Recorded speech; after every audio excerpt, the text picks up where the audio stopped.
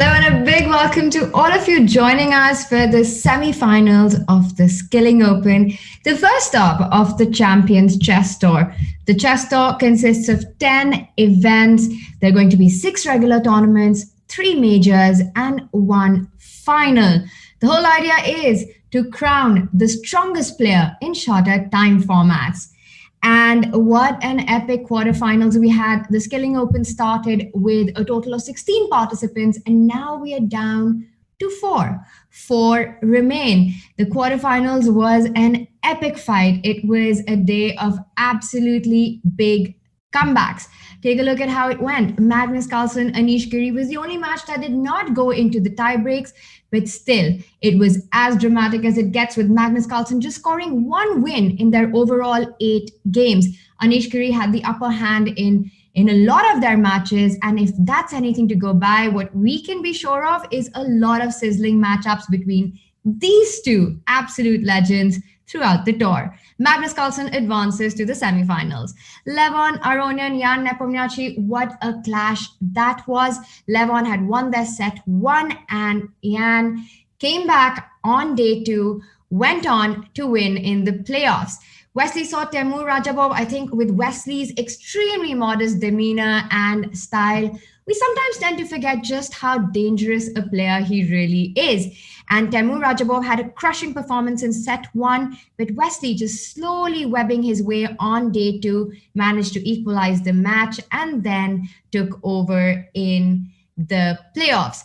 But for me, the most epic and the most exciting match was definitely the one between Maxime Vachier-Lagrave and Hikaru Nakamura. Hikaru was not even sure not that he wasn't even sure. He actually had no idea that there was a set 2 at all to be played. He found out, he lost the first set, came back, and then eventually played an amazing set of games. In 3 games, he managed to wrap up his set 2, took it into the playoffs, and I think that was just an absolutely epic fight and my favorite playoff. Let's take a look at the format of the semifinals. It's exactly as it was in the quarterfinals. The players are going to play 2 sets over the course of 2 days, and only if it is a tie after set 2 are we going to have a playoff with 2 blitz and an Armageddon immediately to follow. And this is what the players are fighting for: some big prize money. The tour regular events are all $100,000, while the majors will be $200,000 tours, $200,000 prize fund, and the final will be $300,000. Here, the winner is going to go back with $30,000, the runner-up with $15,000, the semi-finalist with $7,500. Now, the chess action is about to start, but of course, before all that happens, there's always action on Twitter. Let's see what happened there. Magnus Carlsen, so I guess that guy is not playing today. And of course, we know who he's referring to. The banter between these two continue. I have to say that this is a very, very interesting friendship that we're witnessing here. But you know what? None of that really matters, because over the board, we've seen these two really produce masterpieces. I mean, I have to say, Anish Giri had the upper hand in so many of their games, but just that knockout blow was missed. But there's no doubt, after seeing all of that Magnus is going to definitely have a difficult time with Anish throughout the tour. And look at that, talking about Anish, he said, oh, he's already missing me. It's a very dramatic love story here on Twitter, but as long as that's just the banter continues, we love it. Let's move on to the next one. Definitely not their last match for sure, because Anish is going to be a tour regular. We're going to see him again. By qualifying into the quarterfinals, he's already booked his spot into the major, the next stop of the Champions Chess Tour, which is a major event in December, which reminds me that the clock is ticking. You have the opportunity, all the premium members have the opportunity to bring back, cast a vote and bring back one player into the December leg of the tour. Vote for your favorite player, the one who did not make it into the quarterfinals of the Skilling Open. Go to championschesstour.com. All details are there. And this is your chance to bring your favorite player back into the tour. Let's move on to the next one. And there we had it. Peter declaring that they made me tweet this, vote back one skilling open player. And while Peter was saying that we try to reach out to Chess24 to find out if there's any truth to this. No confirmation and denial on that, but I'll keep at it and let you know if that was Peter doing it on his own or he was forced into it. Mr. Dodgy announced and launched his full-fledged Vote Swidler campaign on Twitter. Check that out. Mostly hilarious, slightly creepy, but all-round fun. All right, let's move on. And there we had Vidit Gujarati, one of our star players who did not qualify into the quarterfinals. But what a show Vidit put on for his fans. The chess was incredible, considering that this was his first outing in this major tour. He finished with 6.5 points. A tough day one, but then picked up momentum. It's all about experience when you're playing these guys. And I am sure that whenever he's back on the tour, we're going to be seeing some amazing chess from him. And Temur Rajabov, it was a heartbreak for Temur because he was the one who won their first set. He was the one who won his first set against Wesley So. And what a set that was. Absolutely combative, aggressive play from Rajabov, wrapping it up in 3 games. But then Wesley bounced back and eventually took it in playoffs. He said, but I did my best. Yes, you did, Raja. Thank you very much, Kaisha, for this tournament. Kaisha, for those of you who don't know, is the goddess of chess. She's supposed to be extremely possessive about the game. And apparently, if you don't keep up with with the normal ethics of the game, she can get pretty angry. So that's Kaisha. He thanks her. One of the most exciting events ever. Could not agree more. I think this whole tour is going to feature some of the best players in the world according to their rankings, the most promising youngsters. There are going to be fan favorites, as I said, voted by you. So a mix of really what the best that the chess world has to offer. All right, let's move on. Do we have more tweets? All right. We'll wait for that. And while we bring those up, I see that we are being joined by Grandmaster Peter Leko. Peter is with us.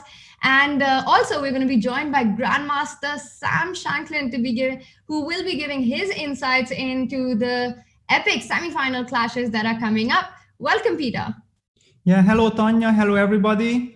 Yeah, we are here at the semifinals.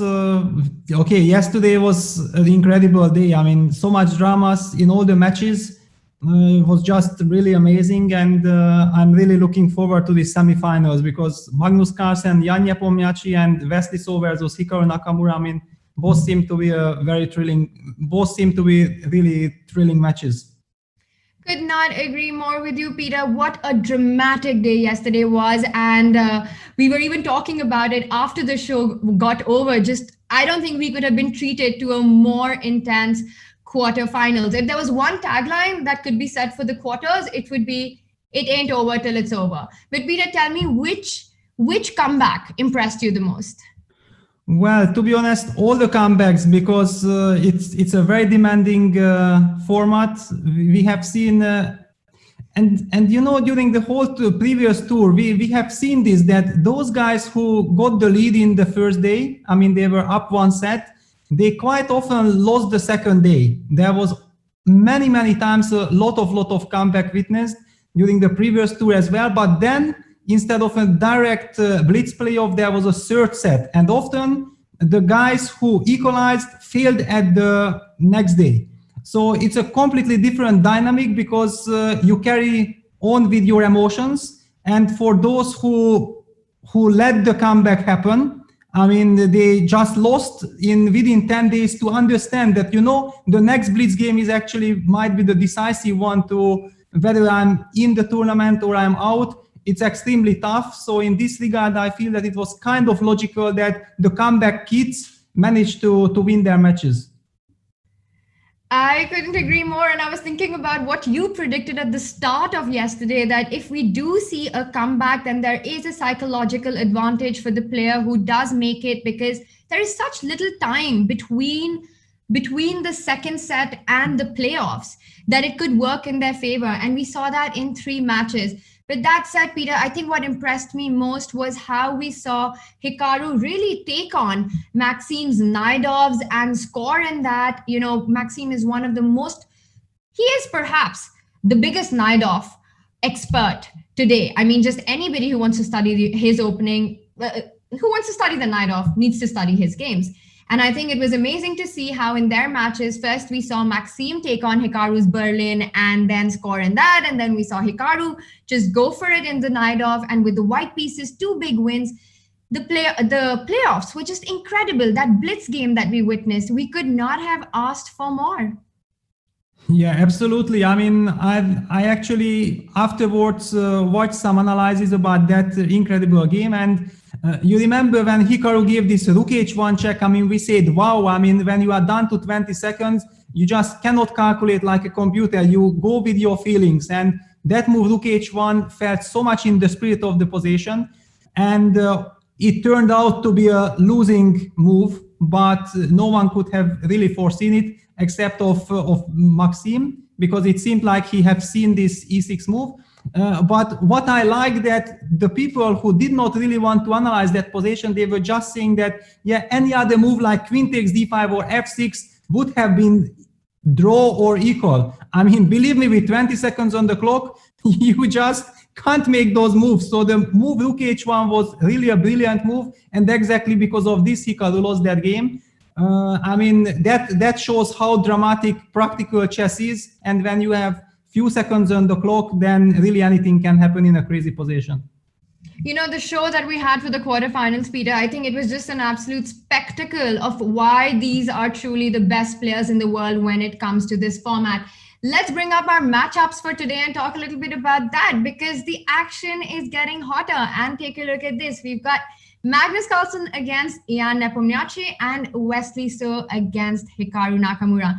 Now, Peter, for me, I would say that Magnus and Hikaru are perhaps slight favorites in both these matches. Your take on this?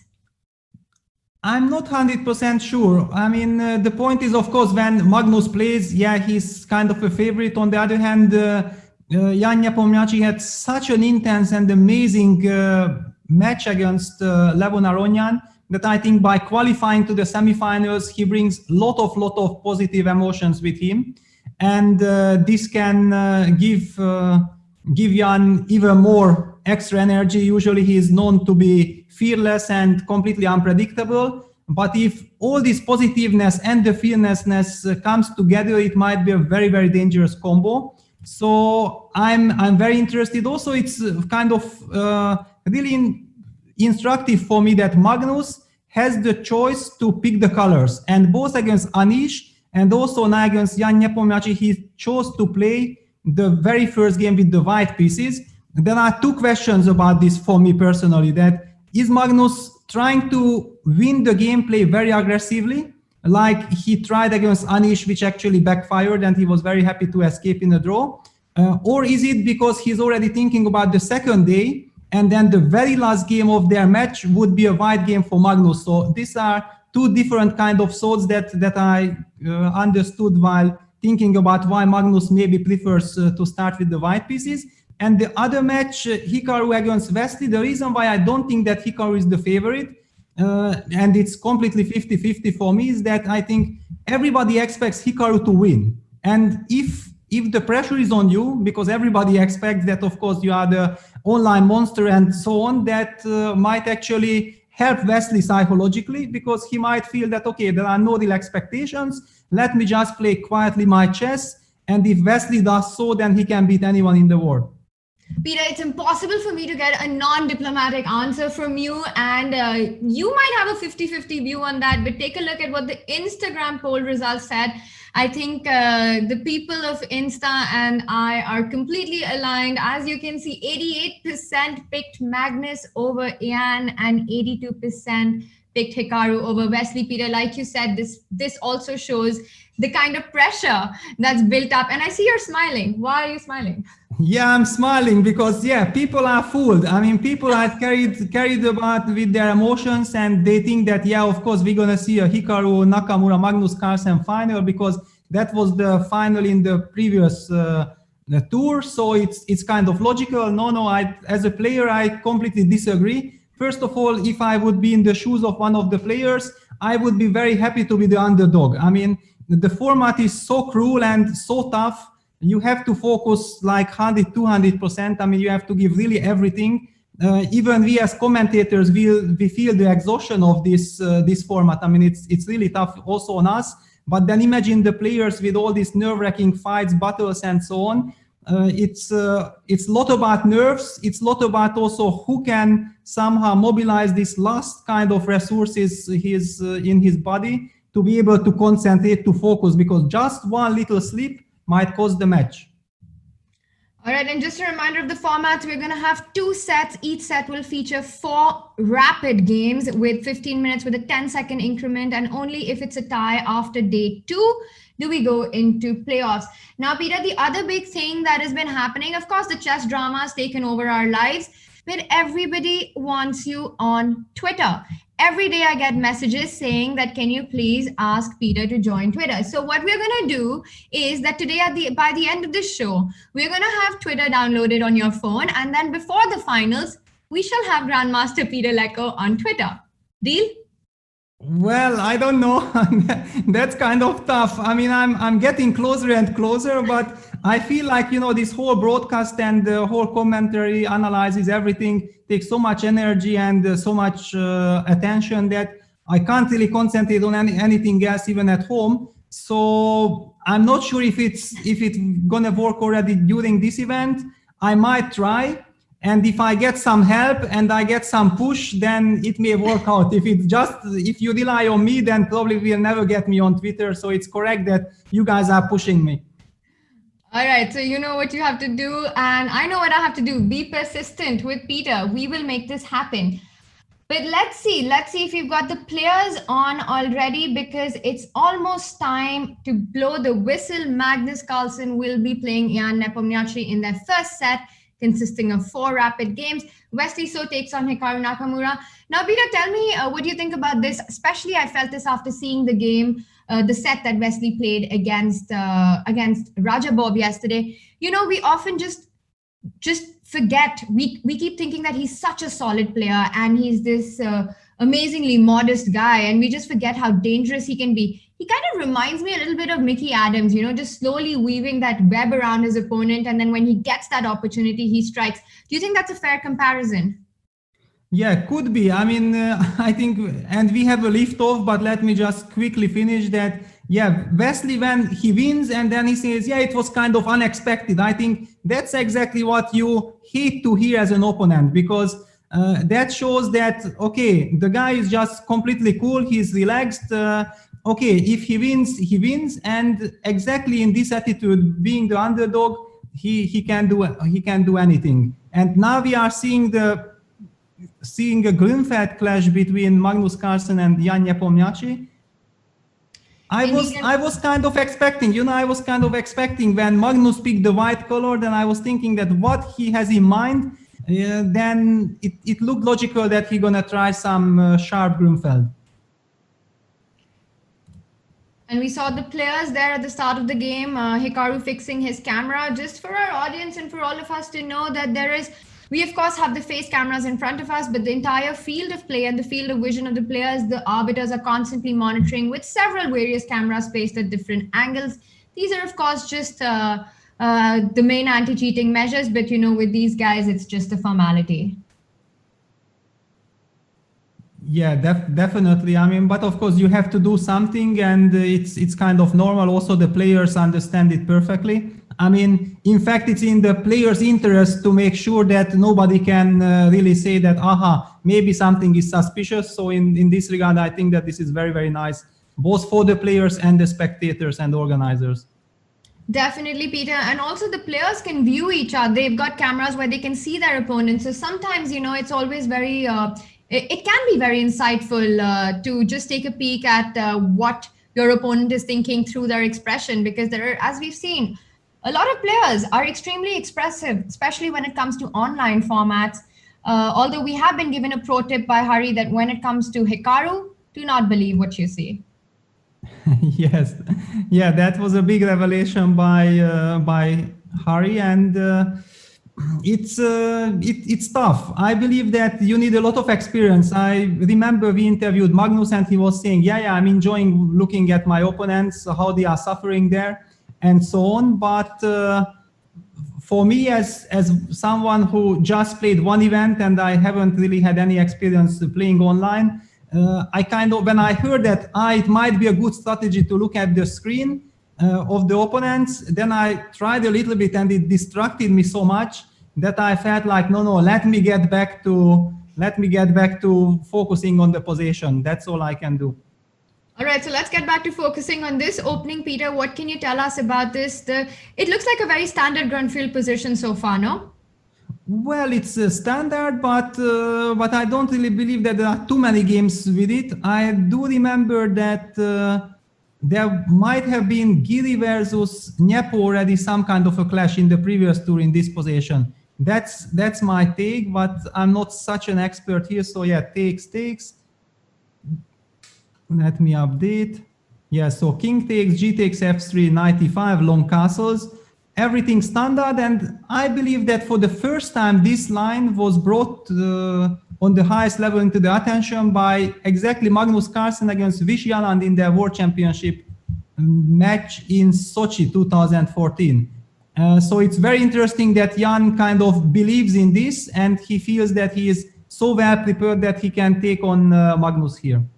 Also, just to point out that the f3 pawn was not actually hanging because knight f3 is not possible because of queen c3 check, which picks up the knight because of a double attack on the king and the knight. So instead he went c6, a very thematic, indeed. So he went c6, a thematic way to break the center, and Magnus replies with bishop h3. So that takes control of the c8 square, making sure the rook doesn't land on c8, Peter? Yeah. Probably. I mean, the reason why I say probably, and I'm not exactly sure what about it, I just kind of try to understand how this very sharp Giri-Nepo game went, and I feel like bishop h3 might be the first new move compared to that game. And in this regard, yeah, it does make a lot of sense to stop any kind of rook c8 activity. On the other hand, after you put your bishop on h3, it's clear for black that white is not going to mate, or not mate, but not going to attack black with the typical h4, h5 idea. So this bishop h3 is more positional, trying to control the board and claim that, you know what, I feel that thanks to some of these tempos like queen c3, I'm going to go also king b1 and activate all my pieces to the center. I will be the one getting the files. So black has to show his compensation for it. Strategically speaking. Now, for non-Grunfeld players or players who don't face it as much, one of the ideas that comes to mind in such a position is a move like f4. Is that ever a consideration? Yeah, I think f4 is hanging in the air. Now we see prophylactic moves. Jan played the move king g8. Magnus played the move queen c3, insisting on putting the pressure on Jan. And this position very much looks like, you know, that black has to be very precise. I mean, black has to be very precise in the next couple of moves. If he stabilizes, he might have a normal, decent position, but for the moment, it's not so easy to stabilize. I mean, how do you protect this knight on e5? Is queen c7 or queen d6 a move? But queen d6 runs into f4, so queen c7 maybe.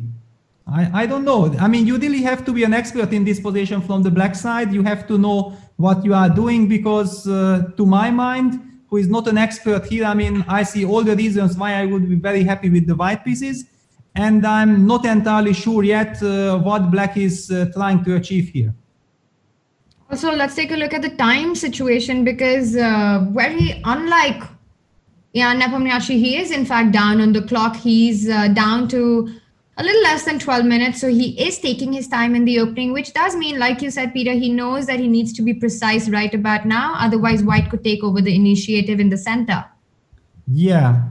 And I don't know. I don't want to look ridiculous because, in fact, I forgot to start this live engine. And look at this. Already the live engine bar gives almost decisive advantage for white. Wow. I mean, this queen b8, what was this queen b8 move? Basically, Jan relies on the cheapo that after f4, he's going to go knight g4. I saw this idea, but I just did not like it. I just don't trust it. Peter, could you just show the whole thing? Now, if you take on g4, the point is that the queen jumps to f4 and picks up the bishop. But the same idea could not be played with the queen on c7 because of d6. Is that what you're saying? No, actually, my idea was that if I play the move queen c7, then after f4, I kind of felt that maybe I can retreat my knight to d7, and after d takes c6, try to put this knight somewhere, and claim that if you take my pawn on b7, then I'm just gonna take back and we'll have compensation. That's what I was kind of dreaming about. Definitely white had many other alternatives. It does not need to take the pawn. But at least after queen c7, I felt like, I have this option of f4, knight d7 retreat. But after queen b8, it means that after the move f4, black will have to go for this knight g4 adventure, in which I simply don't trust. I mean, white has a move like queen f3, targeting the knight. Okay, then you go back to f6. Maybe, but I mean, this is looking really terrible for me. Queen c7 looked like such a natural move, and and d6 on the board now, because if you take ed6, f4 is actually it just traps the knight in the middle of the board. And look at that expression that Jan just gave, missing this idea of d6. And Peter, this was the point that I was trying to make, that perhaps he felt that after queen c7, his trick of knight g4 doesn't work because white has d6 hitting the queen. But actually, after queen b8 as well, d6 is extremely strong. Yeah, but I mean, don't play for tricks. In this position, I mean, white has a very healthy position. White has all the initiative. White has all the active pieces. I mean, in this regard, I don't feel that playing for any trick is the right strategy. I mean, you have to try to stabilize your position and claim that in long terms, I'm fine. But basing the strategy on just some kind of a trick gets punished like this, and I don't know what Jan can do. It almost looks it's game over. I was just about to ask. It looks like it's over because f4 is a huge threat on the board, and we don't see this every day. The knight getting trapped right in the center of the board, where it's supposed to have the maximum number of squares. And let's just demonstrate that. C4, G4, D7, just everything is defended by white, and this would be game over. And unfortunately for Jan, who is shaking his head right now, the E7 pawn is attacked as well. Wow, this could be a miniature. Yeah, absolutely. I mean, but this is not only bad news for Jan, it's bad news for all the fans all around the world, because I mean, this is such a great match and definitely not the way to start it. Now, Magnus will be in a very comfortable situation. On the other hand, it will force Jan to really go all in, basically, in his next games, because he needs to make it right. He has to come back after this disastrous loss. Luckily for him, he will be white in the next game. And Peter, because I think this will be a wrap really soon, let's just show the point of why queen c7, as suggested by you, was important at that moment. And the idea of so queen c7 here. And the point is that now immediately d6, you could capture on d6, because after f4, black has the square knight to d7 and the queen defends it. But queen b8, just a big blunder by Jan, actually. Also a very unnatural looking move. And Peter, you instinctively felt that this cannot be right. Yeah, it's somehow too sophisticated. And, it's very interesting because Jan did take time for queen b8. Yeah, so often I have been, during the whole broadcast, criticizing him sometimes for his time management. But on the other hand, there is also this other argumentation that whenever Jan plays instantly, he plays good. And if he thinks, then his move is a little bit shaky. Yeah, this is a very interesting phenomenon, because I think that this is a very special problem of Jan. I can't really recall any other player who is in these shoes. So maybe for him, go with the flow is the most important thing. He has to feel it. Definitely, if queen b8 would have turned out to be a super move, then we would be praising Jan that, yeah, wow, it was great that he took the time and he made a brilliant move. Now that it backfired, it's easy to criticize it, but now he just lost a piece for nothing.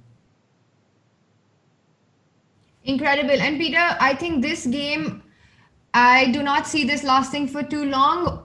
The world champion has a big advantage because he's won the piece on the knight on e5. Jan does have 2 pawns, but just not enough compensation. In fact, Magnus does not rush to capture the knight because it's not going anywhere and just coolly continues with his development with the move rook e1. Peter, should we jump to the Hikaru game? Because that looks like an Italian where white, interestingly, has given up the light squared bishop. Yeah, it's kind of, it's not exactly Italian. I mean, it's very similar to Italian, but it's called, I believe, the Vienna. I mean, the Vienna opening. And again, bishop c4, knight f6, d3. We have seen this move order used by Magnus against Hikaru in their preliminary encounter. And in that game, Hikaru chose the move c6. Now Wesley plays the more standard knight c6. Now if white would play the move knight f3, we would get into the Italian, but after knight c3, this is, I think, the Vienna opening. And the move bishop b4 is the latest fashion. Previously, for many decades, knight a5 was considered like the most clean way. However, maybe things are not that simple there. People prefer to go bishop b4, knight f3, d6, h3. So white takes it slow, but he just wants to make sure that the black bishop can't get to g4, creating some unpleasant pin. And now Wesley used the time to go after the white's bishop with knight a5. Now the difference compared to the other line is that black has developed his bishop. So if black is able to capture the bishop on c4 and capture the knight on c3, then white would actually get triple pawns, which would be a catastrophic structure. So white has to play bishop b3, castles, castles, c6. The bishop is not running away yet, so no need to capture it immediately. Hikaru brings his knight. Finally, black takes. And the point is that, yeah, it does look like black got the advantage of the two bishops. Looks like it's very nice. However, his bishop on b4 is slightly misplaced, and it requires him quite some moves to get back to the game. So white gets a couple of tempis to compensate for the lost pair of bishops. And look at this, what Hikaru is doing. He's bringing his pieces closer to the king. And after knight f5, d5, queen f3, king h7, we get a very typical position.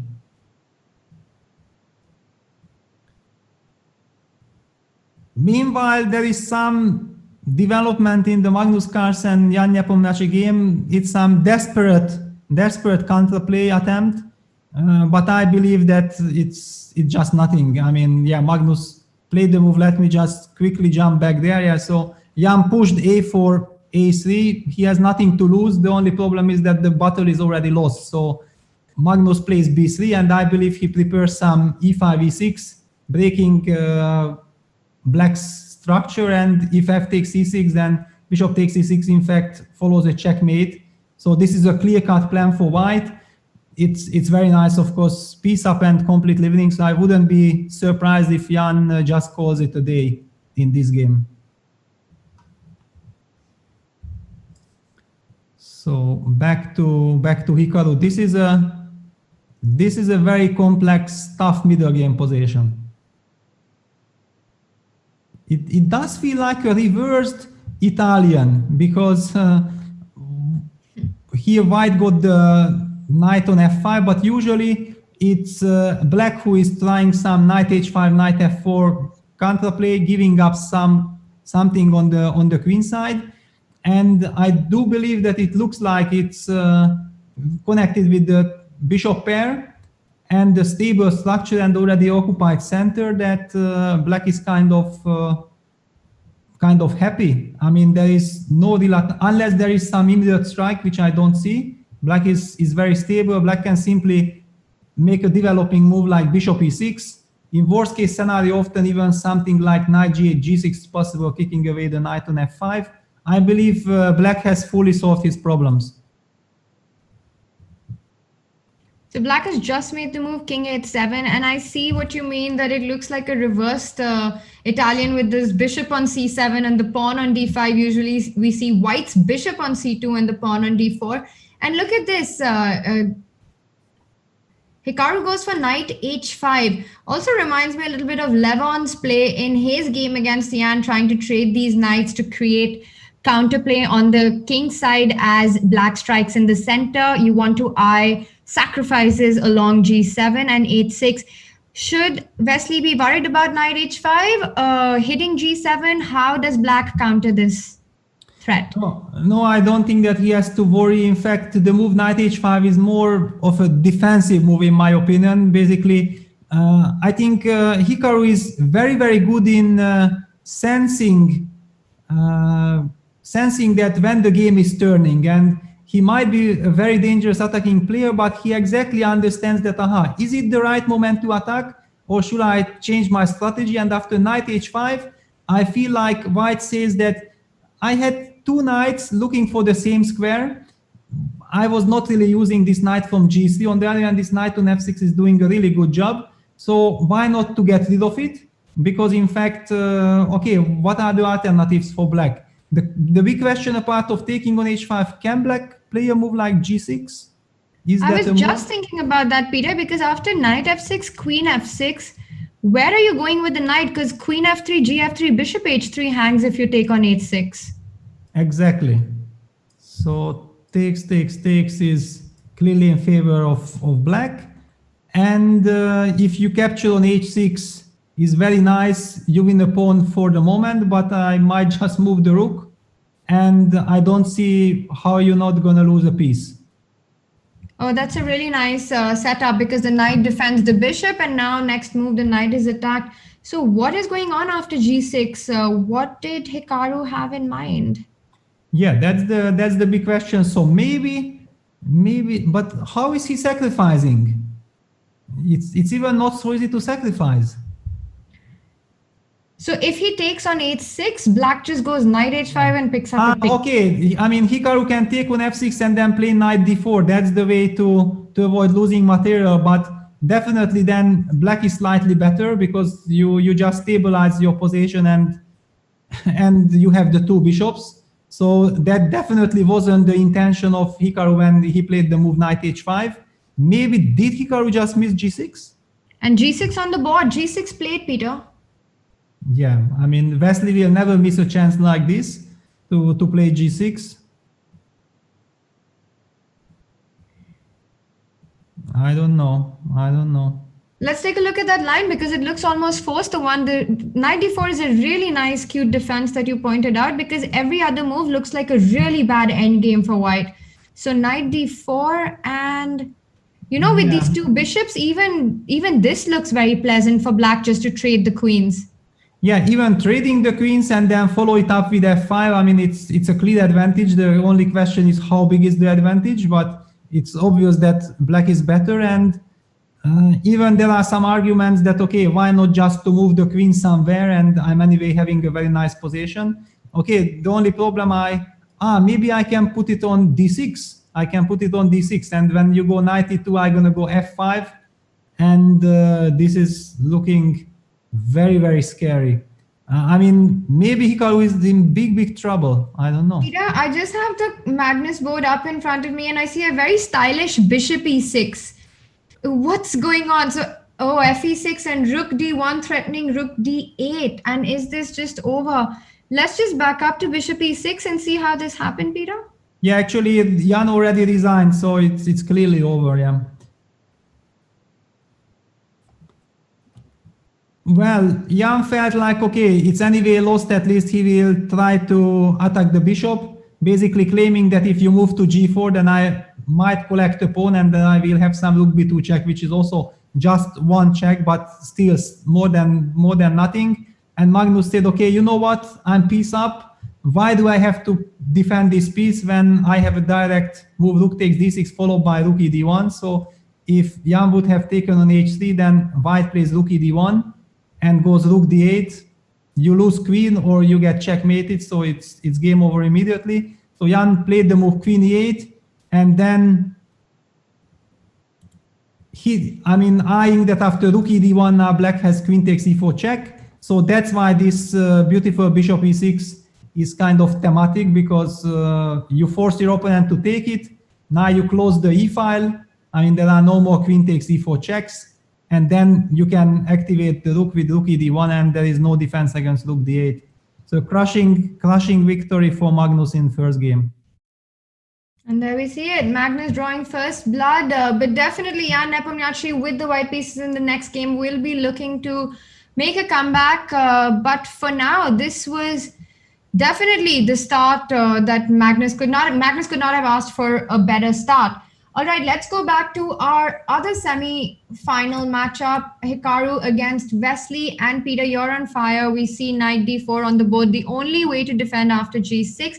I am expecting a queen f3, knight f3, f5. As we were talking about, it just looks like such a nice position with the black pieces.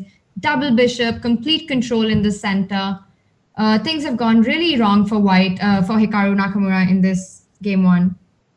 Yeah, definitely. I mean, it turns out that, you remember I mentioned that knight h5 is kind of understandable. I mean, the move knight h5 made a lot of sense. If black would just exchange the knight on h5 and then white gets queen takes h5, in this case you are never able to kick this knight away because h6 is gonna fall. And it all makes sense. So basically, in my view, Hikaru just had a blackout, and he was thinking more in general terms that what he wants to achieve from the position. He played the move knight h5. I'm pretty sure just in the same very second when he played knight h5, he realized what he has done. This is the typical scenario of every player, that to his horror, he discovers that, oops, g6 comes, and what am I supposed to do? So knight takes f6 is clearly an emergency, and knight d4, lucky not to lose on the spot. Here, the only thing that he can hope for is that, you know, before the game and before the match starts, Wesley might have the strategy, okay, first game, I'm playing with the black pieces. Let me just first settle into the match. A draw is kind of a nice result, and I'm going to try with white, and then we see how it goes, and then we will react according to the situation. But all of a sudden, Wesley is given the chance, and he has to try to use it. And he goes for the maximum. He goes for queen d6, knight e2, f5. I like this. And now e4 immediately doesn't work because you have queen f4 or queen g3. Yeah, I mean, you cannot checkmate me immediately. I have one of these moves. Basically, yeah, queen g3 is more logical. So bishop takes f5 is on the board. Now, very important for black, that you should not allow your opponent to fix the structure somehow. So if somewhere white could play, for example, a move like queen g3 and get something like d4, and you go e4, and then white develops bishop f4, then white says thank you very much. I mean, now of course he would win a piece, but in general strategical terms, this is what black has to avoid. But even playing a move like d4 doesn't really work because the pawn on c2 gonna fall. And if you don't have this plan, I mean, if you don't have this plan, then how do you treat this position? The queen on f3 is misplaced. You really need access to the f4 square, because you have to close this diagonal somehow. And Hikaru opted for knight g3, which allows bishop takes h3 on bishop h3, queen e3. Okay. Yeah. Okay. So this is the trick. So thanks to this, white kind of holds on. The position remains still very, very dubious. And with queen e3, the point is that you hit the h6 pawn. So that's a little anti-tactic that he has. And then you pick up the bishop. So knight g3 played. And how can black continue to keep the initiative here? Yeah, I believe black's problem is that kind of almost all the moves are good. And but usually in this position, if you don't use your chances right at the beginning, then you might slowly end up losing your advantage. So black has to be precise. Black has to be energetic. I mean, you cannot just rely that, okay, I'm gonna make a couple of moves and then see what's going to happen. There's also one little dynamic factor in the position that, contrary to a situation where the white pawn would be on a2 and the rook on a1 would be out of the game, thanks to the b3 pawn, in fact, white's rook is active, and you might have to lose a tempo because you have to protect the a7 pawn. And Wesley says, I want to go immediately. I want to hunt my opponent down while I have a chance. And he goes for a very direct e5, e4. So after a move like queen e3, he just wants to defend the h6 pawn with g5? Probably, because there is also no other defense. It might look strange, but there is no defense, no other defense. You don't really want to play h5 because then white gets counterplay with queen h6 check. So yeah, the move g5 is absolutely thematic. And if you're gonna be able to keep your bishop with bishop g6, then for example capture on d3 and destroy white's pawn structure, then of course black will have a strategically winning position. And on the other hand, if you force white to capture on e4, white's big problem after bishop takes e4 that he cannot capture the bishop due to queen h2 checkmate. And if you cannot capture this bishop and you are forever pinned, then you also don't really want to play d takes e4, but maybe Hikaru felt he has to. And now queen e3, g5 should be played, like you said, that there is no other good way to defend the h6 pawn, taking advantage that white has no time to pick up the bishop on e4 because of queen h2, and rook e8 coming next. Yeah, my big question is, can I capture on a7? Maybe. I mean, it looks very bad, of course, but I mean, at least it's one little extra bonus that I have. Okay, let's take a look at this line.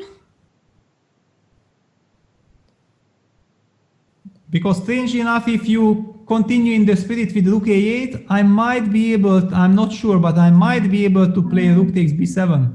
And relying on the fact that if you move the bishop, for example, like bishop takes g2, winning material, seemingly winning material, then I have a move like queen a7, and all of a sudden I'm pinning you on the 7th rank.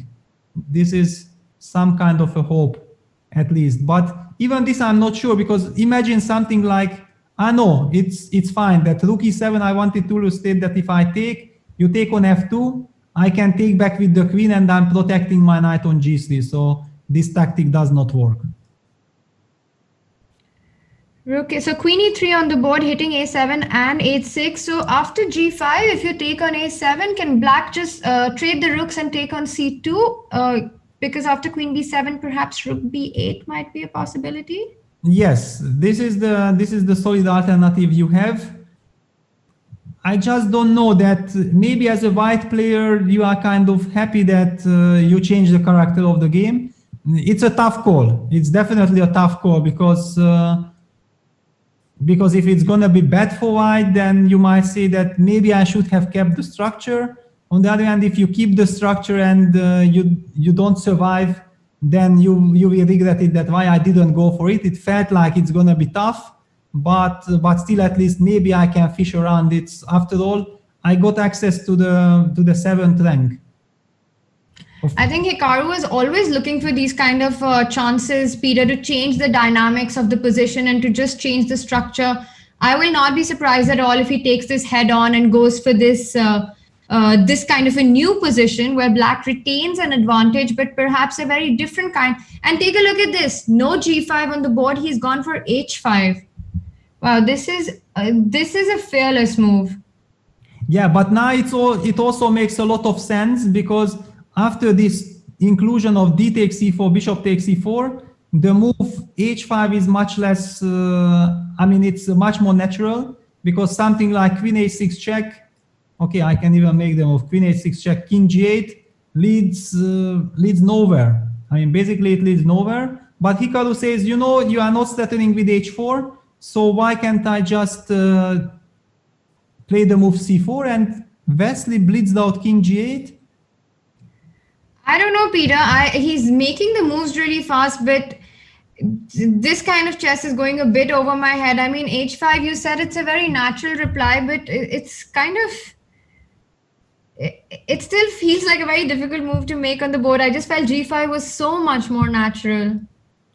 Yeah, it was definitely more natural. It was keeping things more under control. I don't know, is not the move f4 really important for the position? Because thanks to a move like f4, I could get rid of this terrible set of queen h2 check, and I would get excess of, I mean, I would get the possibility of capturing on e4, and all of a sudden I might be even able with rook a4, rook e1, yeah, f4 on the board.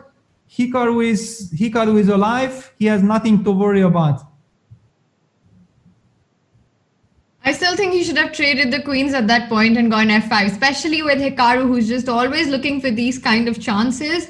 And Hikaru manages to find them. I mean, I'm just getting thoughts about his yesterday's game against Maxime in the second blitz when everyone had given hope on everything. He had blundered an exchange and how he created something out of nothing. And this also brings back Erwin's point, which you were discussing with him, Peter, about how Hikaru heavily overscores in positions which seemingly are so difficult for him because he's just so resourceful. Absolutely. I mean, let's just go back. Nadia, move 25.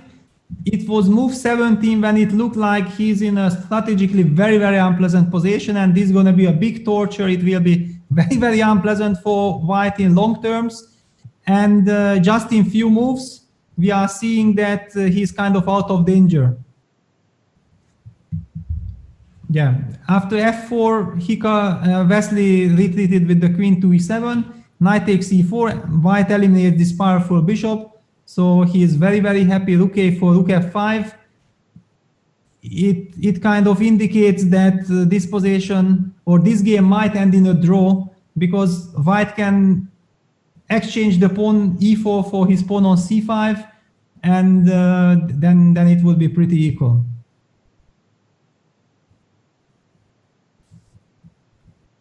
So I don't know. Yeah, somehow Wesley didn't manage to make the most out of his chances, and we are seeing this fourth line in the endgame.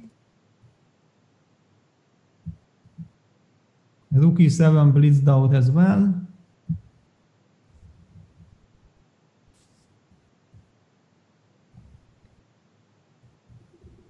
So does he want to just, I mean, White could potentially even create threats after. So bishop b6, bishop e3 perhaps here. Is that an option? Bishop e3 on the board and... rook b5? Yeah, probably rook b5. I mean, it's slightly dangerous. Black has to be very fast getting rook f8, rook f7 in, solving the 7th rank issue.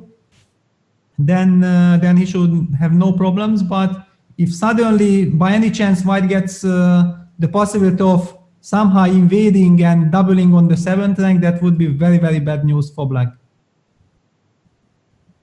Absolutely, rook b5 on the board. I was just thinking that how, because now I'm sure that Wesley kind of wants to just neutralize all these ideas, probably has to trade on b6 and then go rook d1. Wow, rook takes b6, yeah. So he insists in protecting b7. Yeah, the most natural move is rook d1. Then maybe Black's defense is to activate the rook f8, and if White plays rook dd7, which is the move in the spirit, then just to capture the pawn on f4 and claim that luckily I still have the defense, and if you start checking me, I'm gonna go king f8, and if you take on g6, I can take on b3. And if you take on b7, then I say thank you very much. And Hikaru goes f5, but f5 is answered by rook f8. So now we're going to see f6, I believe. f6, rook f7. Yeah, f6, rook f7, or also f6, c5. It seems that Black should be able to, yeah, I mean, it should be equal. I mean, it looks so dramatic because we know that Wesley had the upper hand and it looked so nice, and White was on the White had the very tough life of surviving, and all of a sudden White is completely safe, but Black is in no trouble at all. Rook f7. All right, on the board, and now we're going to see a repetition, Peter. Rook e8. Yes, I think that's where this is headed. Yeah. Yeah, it would be also logical, and in the meanwhile, the game of Jan Nepomniachtchi Magnus Carlsen has just started. It's a Sicilian e4, c5, knight f3, knight c6, and Jan is thinking about his choice. And Hikaru shaking his head like he's not we should really just sure. stay a little bit here in this Hikaru game because it might end. If it continues, then it's another story. It might not. I mean, look at those expressions. Yeah. Hikaru's trying to think if there's any way at all that he can get something out of here. Peter, what are the moves that he could perhaps be considering to create something? Yeah, maybe actually it's not even considered about anything. It might be psychological. Yeah, rookie check is played and now we're going to see the repetition. It's a draw. You know, my explanation is that by thinking here, you want to signal your opponent that, of course, you know, I'm trying to find something. But in fact, maybe Hikaru is just very, very happy that this game is over. But he wants to signal his opponent that whenever I feel that I have a chance, I'm going to try to use it. That's an amazingly interesting insight, because it's like saying I'm the one who's calling the shots here. I'm the one who has the chances to accept or refuse the repetition. But interestingly enough, it was Hikaru who was on the back foot of that game, managed to survive it. But then when it counted, he created his chances, though not enough. That ended in a draw. Peter, we have liftoff with Jan with the white pieces. I have to say that despite that first disappointing game, Jan is the kind of player who perhaps it doesn't affect him so much. He's pretty much able to come back and just start afresh. Yeah, normally, yes, definitely he needs a successful opening, because after such a disaster that happened in the first game, I don't think that you are in a really good mood. Definitely you are completely angry, you are completely pissed of what has happened and how it happened. So the best therapy is to try to put your opponent under pressure. However, if things backfire in the opening, then it might be also very, very dangerous, because I mean, you are still angry, and in order to play your best chess, you need a cool head. Just play with emotions against Magnus. That's definitely not the strategy. And we see the slightly I even don't know what to say. Not the most critical move, h3, let's put it this way, because if you want to challenge black setup, then of course you have to play here f3 and go for the dragon. Because this happened from an accelerated dragon, but still you have to go for it. By playing the move h3, it feels like he is avoiding theoretical clash. And he just says, okay, I don't want to confront Magnus in a direct theoretical duel after what happened in the first game.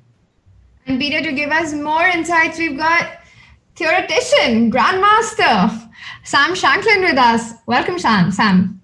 Hi, great to be here. Great to see you, Tanya and Peter. How are we doing today? Yeah, hi, Sam. Thank you. Very nice to have you here. Yeah, tell us, what are your thoughts? Well, so far, I think Magnus can be very happy with the results. Obviously, I'm sure he's happy to pick up a pretty quick point. I would never expect someone like Jan to go down that hard in a classical game that quickly, but in rapid, one mistake in a sharp line is much easier to make. And already here, I think Magnus has a very comfortable position already. So I think he can be happy there, and Hikaru hasn't started the second game, has he? Not yet. We're still waiting on that. But Sam, tell us, at this level, playing the very best players in the world, when you're facing somebody like Magnus, you have that kind of a loss in game one. What do you do to kind of just switch back and get back to it? What's to be done? I'm probably the wrong person to ask about that. I still remember this online Olympiad where I really played a fantastic game against Daniel Dubov, and then was up 2 pawns in the end in an opposite bishop endgame and blundered one of them on the 7th rank when it was about to queen, and then turned around and lost a winning position to Nepo right after. So if you have the insights on that, I'm very happy to hear them. Yeah, I think it's really very, very tough, because somehow in online chess, when you lose the grip you lose the control of the events, it's very easy to go with the flow, and also the negative flow continues. While exactly the opposite, if you start winning, you can keep on winning because you get all these positive emotions and you are so happy. That was also one of my experience playing the Legends tournament, that till I was in control, I was very good, and when I lost the control, then I started to be shaky. And then you see like your opponent is always so strong, and you are the one psychologically going down. It's a very tough situation. Also, Sam, did you follow the quarterfinals yesterday, the final day? Yeah, I don't know if I would just be able to recite all the games off the top of my head, but there were some very close matches for sure. I was going to ask you about your thoughts of the comebacks that we saw yesterday, and what impressed you the most. I mean, I think it's much more natural to see somebody come back after they've had a night to sleep and sleep off a bad day, as opposed to, play a bad game and then come back and win 5 minutes later. So it certainly wasn't surprising. I mean, these guys, I'm sure some of them are better at online rapid than others, but rest assured they're all good enough to just play really well on any given day. And no one is so much better than anyone else that you can't really expect that to happen. So it wasn't wildly surprising to see. I guess if I had to pick one that impressed me the most, it would be Hikaru. He seemed like he was really getting outplayed by Maxime the first day, and the second was complete opposites. And in particular, it felt like I think he had like a really good position in a game where he could have closed it out in regulation, and then messed it up and ended up losing the game. And then he ended up winning in tiebreak all the same. So I thought that Hikaru impressed me the most yesterday, but, that's one day. Sam, like you said, the field is so close here, and every game is such a tough fight. And in this tour, we have this really innovative thing where the fans get to decide who comes back in the next tournament. And I want to ask you that if you had to vote either one of the players who didn't make it to the quarterfinals, who would you pick? I'm going to go with my man Vidit. Wow, Vidit's the popular choice here. There you go. I'm an honorary Indian. I got to go with Vidit. No, that's great. I mean, I've always liked the idea that it's hard. I feel like a lot of sports you'll have popularity either means absolutely nothing or absolutely everything. And I kind of like it when it's in between, where you can have a people's choice for one of the players, but only one. I think that's a really good idea. It certainly means I'm never going to get invited, but at least not based on those grounds. But, I think it's really great. And if I had to vote, it would be for Vidit. All right, interesting. Peter picked Ali Reza, while everyone also went with Vidit. Some really interesting choices there. Of course, the bottom 8 who did not make it to the quarterfinals, you have the opportunity to bring one of them back for the December leg of the tour. All right, let's get back to the game now. F3 played Rook C8. Does Black want to go Knight C4 next? Sam, Peter. I don't think so. I like Knight D7 to E5 and put something really important on C4 when White can't take back so comfortably. Of course, it depends a bit on what White does as well. For example, if White were to try to play Bishop H6 at some moment, I would think that Black's best plan would be probably to... Did he just play it or no? That's the analysis board, so no, not yet. Yeah, I would expect that at some point Black might want to take this bishop and go for E5 and then take the bishop on B3 and go D5 or something like that. This plan makes a lot more sense once the dark squared bishops are gone. But I think it would be totally senseless if you did this with the bishops on G7 still on the board. So it does depend a bit on how White decides to play it as well. Yeah, I believe that Black is very, very comfortable. I mean, that was the reason I said that this whole move, Knight H3, you are not fighting for advantage. Basically, it's like an emergency issue that you believe that you are not ready to play this very sharp line after F3, assuming your opponent knows much more about it or he has prepared it for this game. So you kind of sidestep by sidestepping H3. And here, let me just quickly show you one thing that usually when the black player is afraid of going for the dragon, then black plays the move Queen A5. Often black plays the move Queen A5 in order for white, it's short castle, Bishop B3, and then here black goes for Queen A5, then white castle short, then black plays the move D6, white plays H3, and then the Queen on A5 is misplaced. You played the move H3, it perfectly makes sense, and here white is pressing. But after D6, when you play H3, then black immediately gets chance to play Knight A5, and basically, theoretically speaking, you can just end here that black is already perfect, and we are seeing exactly the line that Sam had been discussing. Yeah. I was thinking here actually after Knight D2, I think actually this could get very bad for white after Knight takes B3, A takes B3, and then B5, and you cannot take A7, B5, not D5. And you cannot take B5, you cannot take A7. B4 is coming, and so you'll probably have to play, I don't even know, something like B4 yourself. But then there will follow A6 from black, and I mean, because I don't think you can allow b4, but a6, and you cannot stop d5. You rook c4 is, I mean, this, I really dislike the way that Jan has played this, actually. Magnus has not even taken on the board. He hasn't even taken on b3. Perhaps he doesn't need to rush with that because it's to take knight b5, you just... I think that's a good decision, yeah, that's probably a more accurate way of doing the same idea. Yeah, it looks like White is in, I would not say big trouble, but I would feel like it's big trouble because, I mean, it's a complete disaster from the White side. You have no real play. Black has solved all the issues. Black is even threatening to be clearly better. I mean, those are the positions where you can really just completely collapse with the White pieces. So Jan needs to be very careful because if he loses this, then basically today's set is almost over. Yeah, I mean, the thing about the dragon is I've always felt, I mean, maybe this is just my very simplistic understanding of it, but I've always felt if you don't go mate Black on the king side, Black's going to get a great position.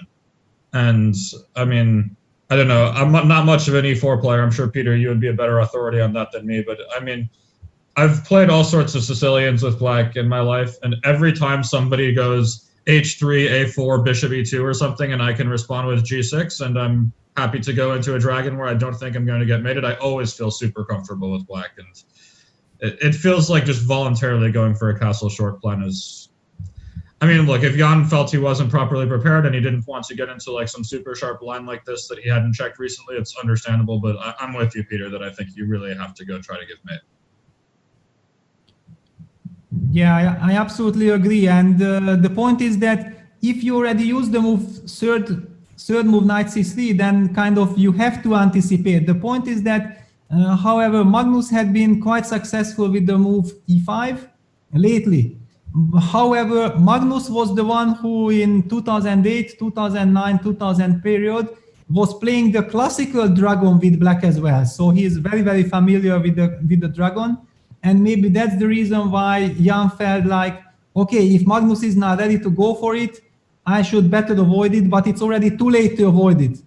If you play it like this, you have to go f3, because with h3 you simply hand over the initiative for your opponent without getting any benefit for it. Yeah, I think already, I'm actually starting to disagree with you, Peter. The more I'm thinking about this position, I think White actually is in serious trouble. It's starting to look really bad, in my opinion. Yeah, it feels to me like I will have to recapture with c takes b3 at some point, because otherwise I will lose the pawn and back to survive. But of course, the position is just a nightmare. Yeah. I'm actually thinking what even Jan was saying yesterday, that Magnus makes for such a difficult opponent for all these players now. Sam, you've worked with Magnus. What, according to you, it is about him that makes him so tough and such a challenging opponent?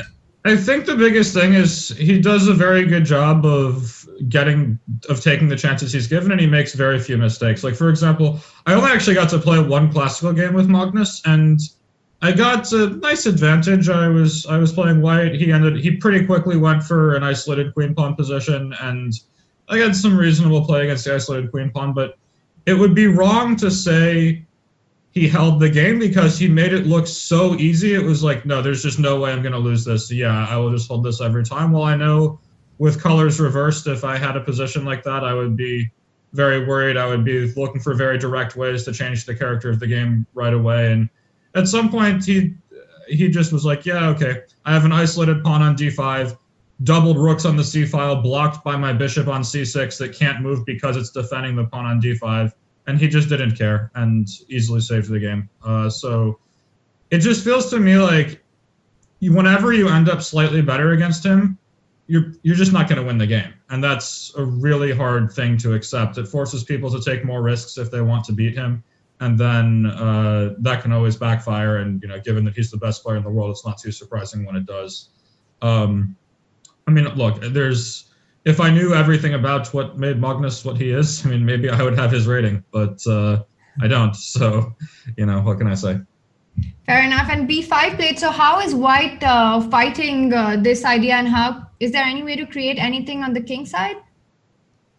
I don't think so. I mean, this is why you don't castle short. Like h4, h5 is not going to help you here. I really dislike bishop h6 actually. I think that was really not great when white played it, but I think now he's got to just go into damage control mode, druck the queen back to d2 and hope for the best, or put some rook on d1. I mean, it's not pretty, it's not glorious, but you're certainly not dead yet. But I mean, this is the problem is as well. Like, if you want to play rook d1 to like contest the open file, but I think whenever black plays b4, the square your knight wants is d1, and it wants to come to e3, and now your knight just doesn't have a place. And because if you go knight a4, then bishop c6, and you're going to get trapped in like 2 moves. And I mean, I don't know. You mean bishop c6 and queen d7 after b4, knight a4? Yeah, b4, knight a4, and then go bishop c6. Right. And at some point, you could even just take on a4 and go knight c4 and let white figure out how to stop knight e3 and knight b2 and all these moves as well. Okay, so anyway, we have. Jan just decided to go a3 to stop b4 and then trades on b3. So does black want to go d5? He certainly could. I don't know, Peter, what do you think?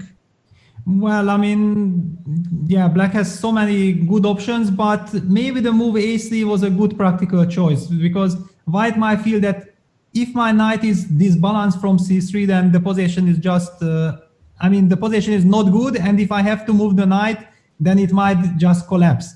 And by keeping the c3 square for the knight, at least there are hopes to hold the position, but it's not going to be fun, especially not against Magnus. Yeah, so Magnus did go for d5. He didn't need to. He could have played a5, for example, or he had other options, but this is very direct and very natural as well. And after rook d1, you've got queen b6, so you're not worried about the pin. Yeah. So king h1 sidesteps it, and perhaps...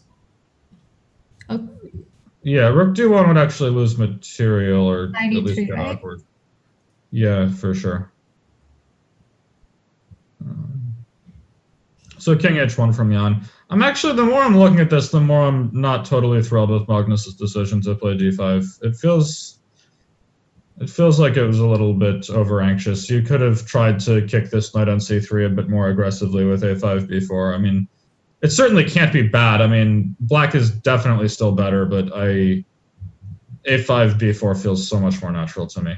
And kick this knight away, get d5 at a moment when white is less equipped to deal with it, and when this knight is gone and rook c2 is coming. It feels like this would have been a better option, but I don't know. Whenever I question Magnus's decisions, I always regret it. So. Yeah, and we also have a lift-off in the other game, and knowing that I'm not so thrilled by Jan's position, I have the feeling maybe let's just jump there to see whether Wesley is able to pose some trouble to Hikaru. It's a mainline Italian, very similar to those that Maxim played yesterday against Hikaru. But finally we see a completely different plan now by Hikaru with knight h7. And here I would like to use the chance to ask Sam, what do you think about this matchup? I mean, this is the All-American duel. What are your thoughts on this match? Knowing both these guys, I doubt they're really thinking about that. They're just trying to play good chess. But in terms of online blitz, I definitely would consider these guys number 2 and 3 in the world. I don't know which order on any given day, but so this I think it will be a great match. But I'd probably give the nod to Wesley, but it might just be that I've struggled more with him in the past than I have with Hikaru, at least in online. But I could very easily see this going either way, and I think this will be a really exciting one. Peter, Sam shares your thoughts on this matchup. And we were just discussing about this, Sam, before the show started, that who's a favorite. And the people of Instagram, and me included, thought that Hikaru was a clear favorite in this one. But you and Peter had the same thoughts, that it's actually a very, very close matchup. And you seem to agree with that. Yeah, I don't think there can ever really be a clear favorite in a matchup this close. I mean, I don't know. I mean, maybe it's the perception that Hikaru is such a strong online blitz player, and especially because of the way things went in the last season. But they're both absurdly good at online blitz, and on any given day, either one of them can just underperform. Like, it's mind-blowing to me that I made 50% at the US Championship and scored more points than Hikaru. That should be impossible when it's online rapid play. But he was having a bad tournament. It can happen to anybody. I don't think that's happening to him here. I mean, obviously, he beat MVL when it came down to it. But, you know, when you got two really good players, one of them can just be off form on any given day and just lose. I think that anybody who thinks that either one of these guys is like a big favorite doesn't really quite grasp how this works. You certainly could think one's a small favorite, but this is going to be a match for sure. For sure. All right, and we've got update on the Magnus board. He did go for queen b6 in that position and knight e4. So what's going on here? Knight g5 is still not a big threat because you've got knight f6, but how does black continue? Yeah, well, actually, I would say that just because you mentioned it, that if white is given a chance to play knight g5 and you have to defend with knight f6, then I have a very unpleasant idea to go knight g3 and then knight 3e4, challenging your knight on f6, which protects the pawn. And if you capture with the bishop the knight on e4, I take f takes e4, opening up the f line, the f file, and I'm threatening to capture on f6 and hit you on h7. So knight g5 in this regard does feel like some kind of a threat. So f6 again starts stopping knight g5 played. One thing I'd point out, just out of nowhere, knight e3 to f5 could just about trap white's queen if he's not careful. I mean, it would have to go to d2 and then rook f d8, and then it would get incredibly ugly, incredibly fast. So, I mean, I didn't love the way Magnus was playing this. This knight on e4 feels like it is so much better than it would have been if we had been able to kick it back to a square like d1 or a4, but I don't know. I mean, I think white's queen's actually in quite some danger. Like this, he has to be very careful here. Yeah, I absolutely agree, because the only thing that I can imagine for white as a good scenario would be to get b4 knight c5 in, but I'm just short. First of all, you have the Sam's idea with knight e3, and also just a very primitive rook c2 is kind of devastating. So I don't have time for b4, and if I don't have time for b4, I have to make a defensive move. Then my position is not nice, and I have to defend. It's not good news. Humor me about the defensive move. What if we play an extremely defensive move, rook a d1? So for knight e3, you want to go rook d6. That's the point? Well, rook d7 would be even better. Rook d7, yeah. But rook d6 doesn't look bad either. Can you go rook c2 instead of knight e3? Well, I thought then knight 2 c3, and I'm starting to worry about problems arising on d7. In practice, I think you need to go for something like this. But Jan feels differently and has played rook fc1. That was actually a very interesting line after rook d1. Maybe black would have to play something like rook d8 then. Yeah, but if rook d1, rook d8 is going to happen, I think you should play rook d1 and hit the clock. Right. And then go rook d2 or something, and you're ready with... And here we cannot play knight e3 anymore because of knight f6, and we're ready with rook fd1 next. I mean, I think this would have been a big step in the right direction for white. Yeah, but rook fc1 instead. Yeah, he played rook fc1. Okay, it's another defensive move because, okay, Jan wants to fight for the c5 square, and it's kind of a small little trap. And Magnus goes knight e7. Yeah, I just wanted to mention that if black goes for knight e3, now it's pointless because then white takes on c8 and you cannot recapture with the rook, because then again the same knight takes f6 motive will help white. So Magnus does the same idea but with knight e7, not allowing any tactics. Yeah, this is exactly why I would have rather had the rook on d1, so that we could do something annoying on d6 or d7 here. But yeah, I mean, this rook on a1 is so ugly now. But let's say white were to take on c8 and then bring the other rook to c1. How bad can this really be? Black's king is a little sketchy. And once all the rooks come off, then how bad can this really be, right? Yeah, of course, I already told Tanya many times I'm not liking the questions when it is about is it bad or is it very bad? and when I look at this position, it always comes to my mind. That's why I hate it from white side. I don't think this is I actually think white's more or less okay here. I mean, black's king it's too open. I think white's more or less all right. Yeah, given the Jan uses the chance, rook takes c8 on the board. Rook takes c8 is also, and rook c1, yeah. Yeah. It's all about surviving this game for Jan, and then he has to regroup because the first two games had been total catastrophe. But it's sometimes very tricky when you are leading and you feel like you are calling the shots. You tend to relax. And if Magnus is, for example, not using this game and Jan, for example, escapes relatively easily, then there is something from where he can gain a little bit of confidence. Of course, both games were terrible, but for Jan, but still, if he survives this, then he might feel that he gets another chance. Also, yeah, I think 2 minutes, and Magnus has got 8 minutes on the clock, so that's not something we see every day.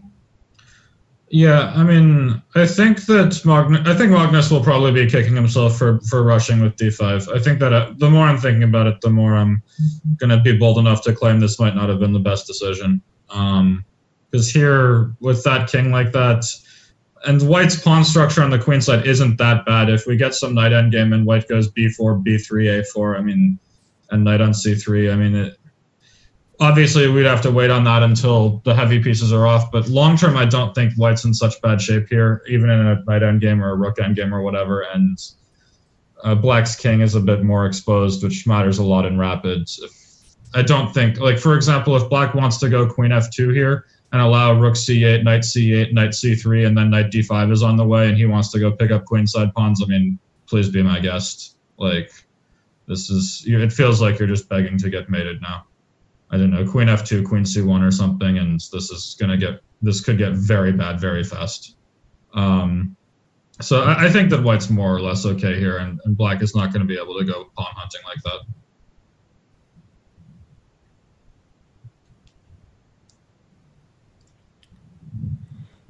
Yeah. I mean, somehow I believe that Magnus gonna try to somehow coordinate his pieces.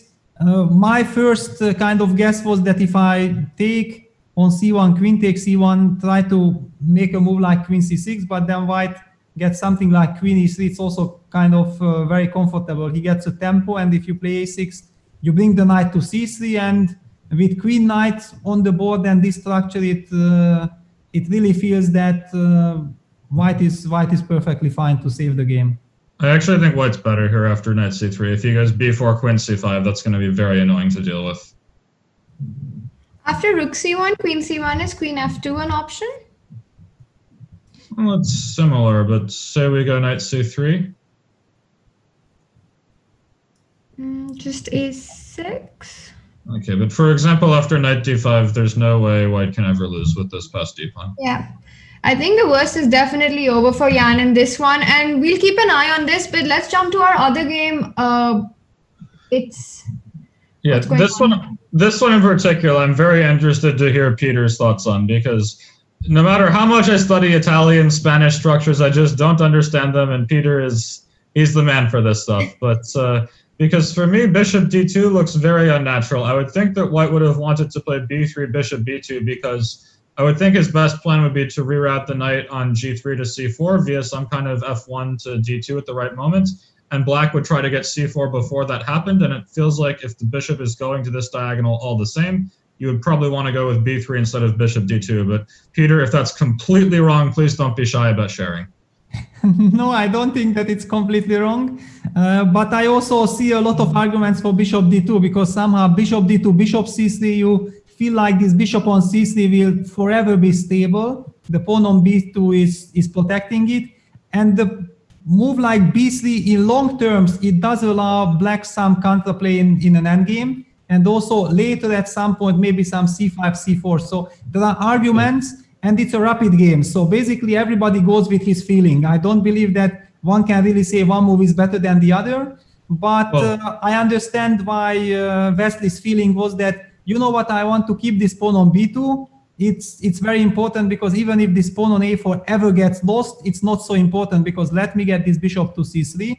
And maybe and not maybe even for sure, Wesley is eyeing towards black's king. So if a bishop lands on c3, later some knight h5, queen f3, white can try to go for attack on the king side. The big question for me is that after b3 after bishop c3, could black maybe play the move g4? Is that the move that bothered Wesley? Because after h take g4, queen h4, all of a sudden white has trouble protecting his pawns. Well, and bishop in this d4 regard, Wesley's move queen f3 makes a lot of sense, stabilizing, and next trying to get bishop c3 in.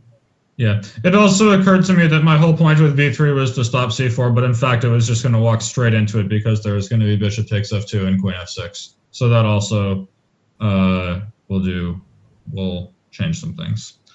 So yeah, forget anything I said about b3. It was just a stupid move. Also, I guess if Wesley's plan is to attack, I mean, maybe it's a little bit far-fetched, but I could imagine a scenario where the rook on a1 lands on g3 in a way that it wouldn't if you had played b3. It feels a little far-fetched because you're going to want to put the bishop on c3 though, right? Yeah. Yeah, especially after rook b8, yeah, because rook b8 indicates that black wants to get active with bishop d4. So lot of arguments for bishop c3, but my question is in fact for black that, I mean, to my eyes, if white gets what he wants, it might be very, very unpleasant, maybe even very bad for black. So I believe that Hikaru does have something in mind against bishop c3, whether it's again with g5, g4, and then queen g5 or something else, but so, he needs some very special solution. Bishop c5 and put the rook on b3? Just like that. You think you have time, yeah? Why not? I don't believe you can start sacrificing on me after knight h5. Can you? f6? Or, well, bishop takes f6 and queen takes f6, queen e7. Maybe even just take the queen and go take on b2. How bad can that be for black? I mean, but okay, then it's like a triple pawns, yeah? Yeah, but maybe queen e7 is better than queen f6. I don't know, but yeah, I find it hard to believe white can just, well, I don't know, queen g6, knight f6. It can get scary. King f8, I guess you have to play. I mean, this is just mate, right? And queen h5. But you had to play king f8, but that's also not glorious. Maybe rook e3 now and then take with the pawn so that you can bring the other rook to f1. Yeah, this just looks like mate, actually. So maybe I have to be a bit more careful than that. Yeah, bishop c3 on the board. Hikaru is taking his time now. I mean, I see some dangers, but hang on. Magnus has sacrificed the pawn, but he's breaking in the center. What is this? What a turn of events.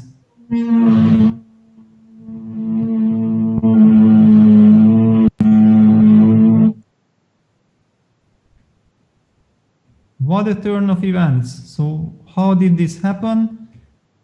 Wow, exactly like Sam kind of felt it's gonna happen. I mean, not that it's gonna, but it could.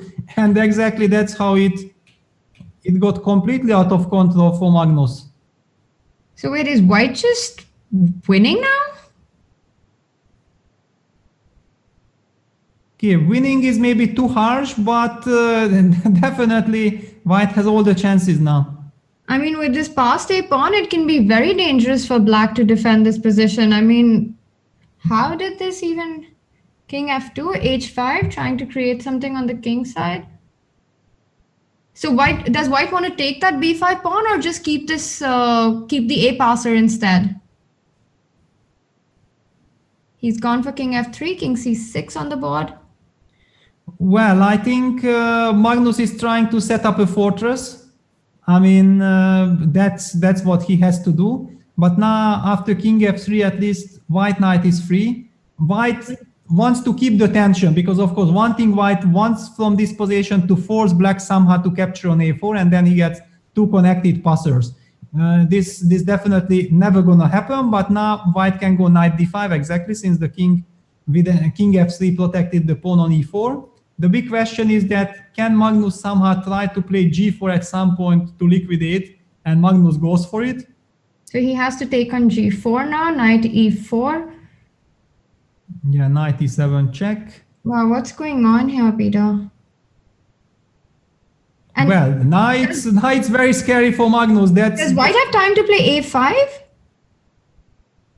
When? Now you But you don't, because you have knight f6, knight d7. Exactly, yeah. So let's just show this, that the knight cannot catch the pawn by coming closer to the pawn, but there is this knight f6 check, king f5, knight d5, a7, knight c7 idea. Even this king... This is not so clear, Peter. This is not so clear. Very tricky. Yeah, very tricky. Often the A and H pawns are very, very unpleasant for a knight because you are kind of stuck to that. But Jan played the move knight g6, eyeing the e5 pawn, and still also planning to play the move a5. This has been a big turnaround. Completely. I mean, it's an incredible turnaround. Maybe Magnus just relaxed too much that he won the first game so easily. Second game went completely smooth, like a total dream. He couldn't have even expected or dreamed about anything more. And Jan was way behind on the clock. So every scenario in Magnus' favor, and he somehow relaxed. Jan, on the other hand, understood that he's fighting for his life and grabbed his chance, or he is about to grab his chance.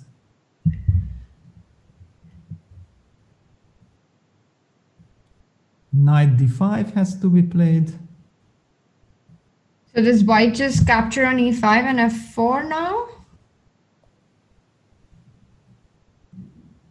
Yeah, it's like two pawns. I don't know what Magnus is hoping about. You have knight e3 check. Yeah, you have, but I mean, for example, king takes f4, knight e4, king e4. I have such a domination, and I'm 2 pawns up. If this is not winning, then nothing is ever winning. Fair enough. Yeah. So Magnus in lot of trouble. Yeah, he captures on a4, and then he gonna take on b4, I believe. And then takes on f4, and that should be winning. Yeah, should be winning, but at least then the 2 pawns are not connected, and you are not really. I mean, you just continue fighting, but you understand it's lost. But somehow you feel like still there are little chances. But no, it's just dead lost. And is Jan thinking of putting in a knight c4 check? Why is he taking time before grabbing on a4? Yeah, that's a big question. I mean, usually He's down to a minute and a half, Peter. Yeah, but okay, with his speed and with the 10 seconds increment, I don't think that in this position time is really a factor. He just wants to make sure that he's as precise as possible. On the other hand, exactly with knight c4 check, you could fall into some trap later into knight e3 fork. Yeah, just let me quickly show this, that white plays a move like knight c4 check, king c6, b takes a4, then all of a sudden black has a contra strike with knight e3. And Jan goes for knight g6, and the engine bars hate this move because now he can take knight takes g2. It's a draw. Unbelievable. Did you just see that drop? Did you just see the engine drop? Knight f4, knight e3, knight g... And look at Jan, he knows it. He knows he missed this because the knight is not in time. The king and the knight are not in time to defend the a4 pawn. Magnus has just survived. That was a miracle. Absolutely. I mean, but this is shocking because that was the only trick you had to pay attention. That's why I also mentioned that, yeah, this is Magnus's chance. This is heartbreaking. King c5 and just the a4 pawn falls. So what was it that was missed, Peter? Well, simply this knight e3 check. I mean, after knight takes b4, why he couldn't just take this pawn and after because then knight d5 check. Then sorry, it's nothing is so easy because king e4 runs into knight c3. And king f5, knight e3. Peter, I still think that line that we were seeing with knight c4 check was perhaps the way to go then. Yeah, knight c4 check, king c6, and then this b takes a4, falling into the trap and taking on f4 because knight takes c4, g4 is just winning. It looks completely winning. And we do have Sam back with us. Let's get his insights on what just happened. Sam, did you see this? Yeah, I did. Sorry, I had some noise issues from coming from next door, but that's fine. Yeah, this was surprising. I thought that in the end here, I think Jan must have panicked somehow because he wants to take on f4, but he cannot because then after knight d5 check, no matter where his king goes, there's going to be a fork. But I think if he had gone a5, I couldn't find a save for black. I mean, I didn't see it at least. But yeah, I thought that the game went very well for Jan once he had sort of traded all the rooks and he was turning. I thought he had really turned things around by then, as I said, and it seems like he made it work and then just didn't manage to find the last move at the end. Yeah, because in fact here after a5, I believe the idea what Sam has that after knight d5 you go king e4 and knight e3 is met by g3, right? Okay, but knight d5 a6 doesn't look half bad either, right? I mean, I thought instead of king e4, I mean, I think it should win almost no matter how white plays, right? You just push. Or actually a6, king c7, and then no, this might not work so well because because now we're going to sacrifice for the pawn once more. G3, FG, and this will be a draw. But but no, you're right. Just start with king e4, and then this looks very much finished. And knight c4, and good to go. But still, Peter, that means that even the position that was looking extremely simple still had some subtleties and questions there. But we've got one more game going on, so let's rush back to that because black has just made the move bishop b4. And the first question that comes to mind is, can white just pick up the c4 pawn with a move like knight e3? Yeah, that's exactly what Wesley felt as well, yeah? Let me just come back and let me collect this pawn. Yeah, so Hikaru started with f6 and then did not follow up with rook b3, but just went bishop b4 directly. Or, well, repeated once and then... Yeah, okay, so f6. So he did play my bishop c5 move, yeah? Yes. Okay. No, but here I guess, does he have to play bishop c8? That would be ugly. Oh, he just did, right? He did. Okay. That's not a happy move. It might be the best move, but it's not a good sign. So what's the point after knight c4? You want to go bishop a6? Yeah, but... b3?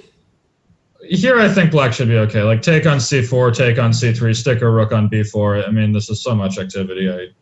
I think black should be fine, but if you're... Oh, e4 hangs. All right. Yeah, there's a lot of hanging stuff, and black can, I don't know, queen b8, queen b6, and I think despite the pawn down, black is very much fine here, but white doesn't have to take on c4, and he can sort of say, look, you have just placed your bishop on c8, which also frees the rook on a1, so I can play a move like rook c1, for example, which now knight c4 might be a much more serious threat, and if you have to play bishop a6 to stop that threat, and then I go knight back to f5, for example, and try to mate you once more now that I have sidelined black's bishop and removed any counterplay connected with the hanging a4 pawn, I think this is starting to go wrong for black. As well as knight d4 could be a big threat. Yeah, so... But Wesley has played bishop back to... okay, hang on. Is that?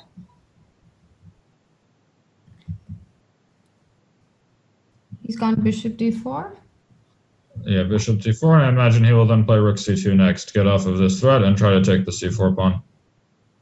But if you move with the rook, then maybe I can play queen e7 hitting e4. Oh yeah, that's true. But I really like your idea, Sam, that once the bishop goes on a6 to go knight f5. Right, but if we were going to do it this way, we should have done it with the bishop on c3, both so that a5 is hanging, but also so that c3 doesn't come and hit this rook. But I don't know, you could sacrifice here, but I'm not sure. Take on e2, queen e2, bishop c5. I'm not sure I love this sacrifice. I mean, black will play queen d7. He's never going to get checkmated. And his rooks are pretty good. Yeah, I missed c3. Yeah. No, I think that if Wesley wanted to do this idea, he should have done it with the bishop back on c3, but I also think now it's too late. Because if he plays bishop c3, I think he's gone knight f5. He's gone knight f5. Okay. What is this? What happens after c3? We could certainly just go rook c2 if he feels the need, but that would feel a bit... I don't know. The more I look at this, the more I think white's better here too, but you know. Somehow now neither rook can get to the e file. I'm worried about some kind of accident happening, but maybe it's not a big deal. Okay, so what happens if black gets a bit desperate to trade this knight and falls back with bishop c8? It's very ugly, but is there something direct for white here? I doubt it, but like if I play, for example, rook c1 and prepare for the other rook to come to c2, that's going to be very annoying. Take and queen takes f5 and sure. So do we have to play rook e2? I mean, wouldn't f3 be a better, or f3 bishop c5? Very nice. That's a nice line. But yeah, no, maybe this is not so easy. Start with rook e2, then go rook c4 or rook c6 or something. Eventually prepare for f3 and the other rook to c2. I think white has very good pressure here. This bishop on b4, it looks really nice, but it actually isn't doing anything.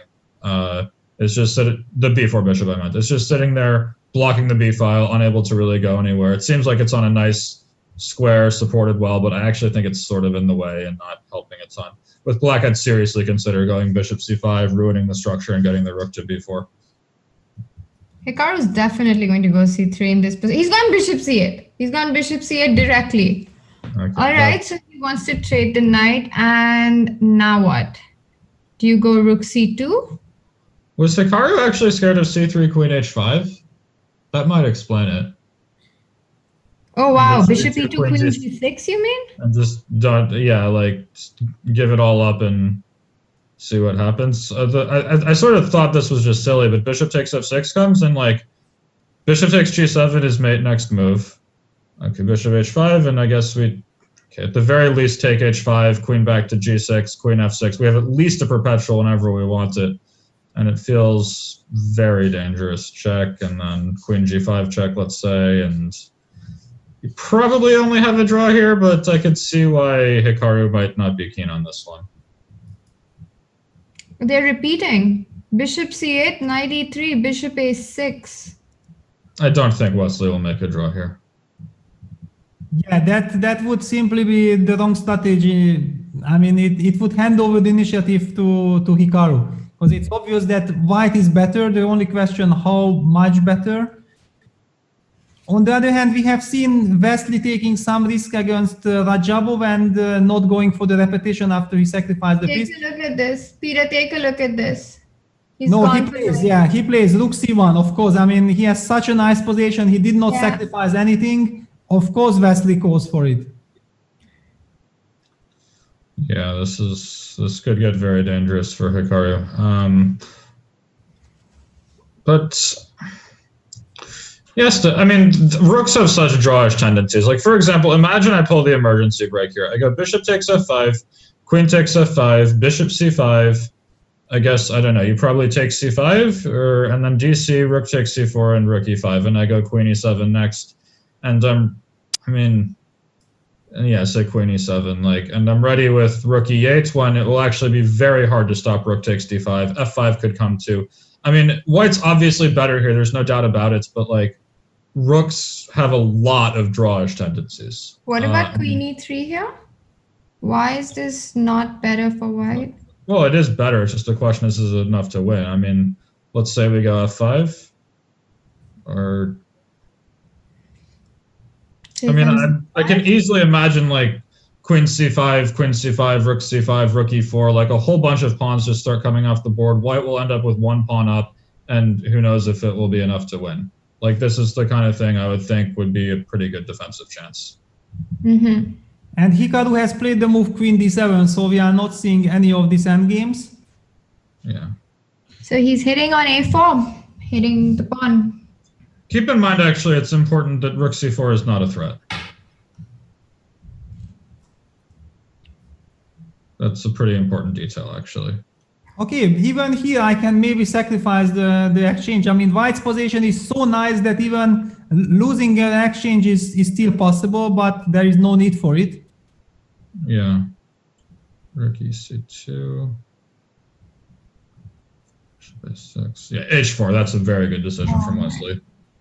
Yeah, that's the move. Now, this looks really bad for black.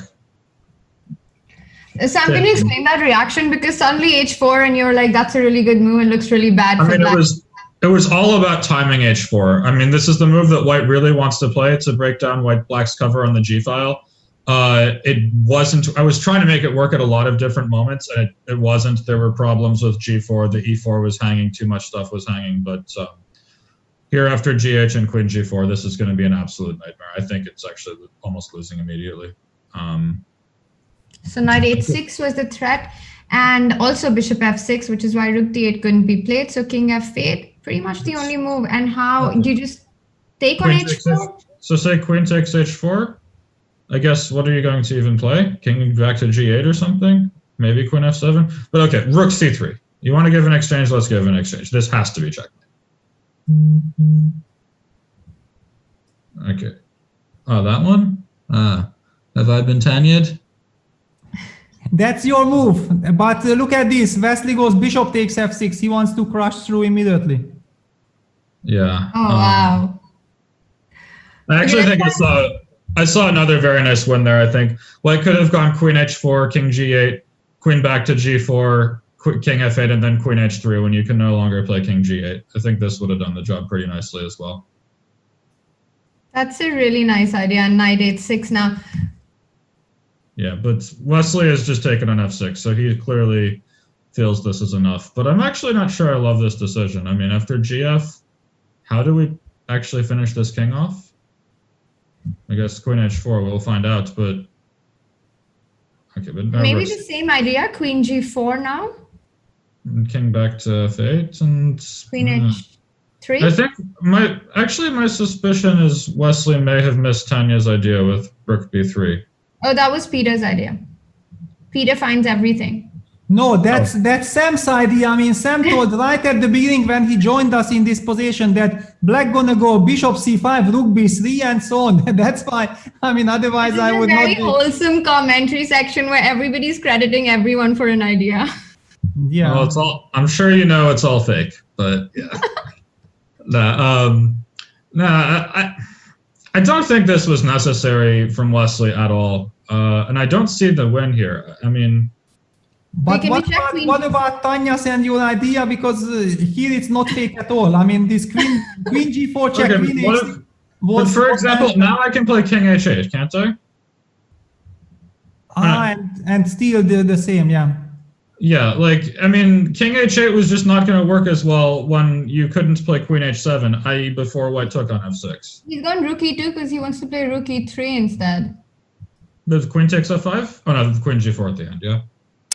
And that's a nice line. Let's show it. Rook e2, queen g4 picks up the rook. Yeah, okay, so that didn't work. But I have a hard time believing this. Well, Sam, if you don't believe us, look at the engine bar. I mean, Sam has no faith in humanity. I can't see it, but... okay. Well, it shows incredible big plus for white. Okay, so then it's just checkmate. I'm wrong.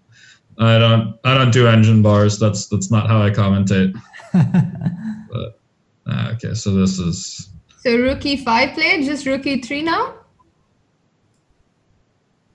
Don't know. But what if he had played bishop c5, stopped rook e3, ready with rook b3?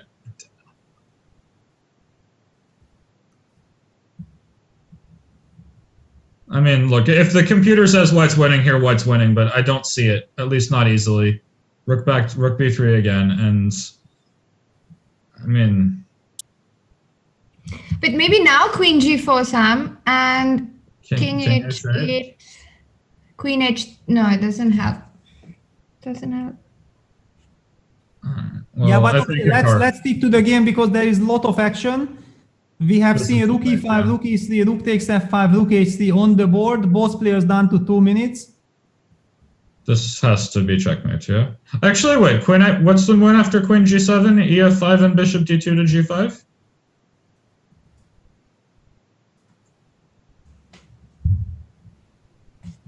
I mean, I don't think you can play rook g3 here. I'll take on c1. No, but Hikaru just got mated in one move, it looks like. But oh my god. Can we just see how that happened, Peter? Just let's back up. Yeah, he played the move rook g5, allowing queen h8 check, king f7, rook h7. And rook h6 and queen f6 and mate. But I didn't see a win after queen g7, bishop d2. King g8, rook h8 is mate. This is incredible. So Wesley So takes the lead in their match. Yeah. Yeah, that's where we stand. Magnus Carlsen at 1.5. He's up a point. So Jan Nepomniachtchi has to score a win. He's got 2 more games, 1 more white. Magnus has just started his game. We'll get to that. And Wesley So leads his match against Hikaru Nakamura. All right. Yeah. So Peter, let's jump to Magnus's opening. I see another Grunfeld.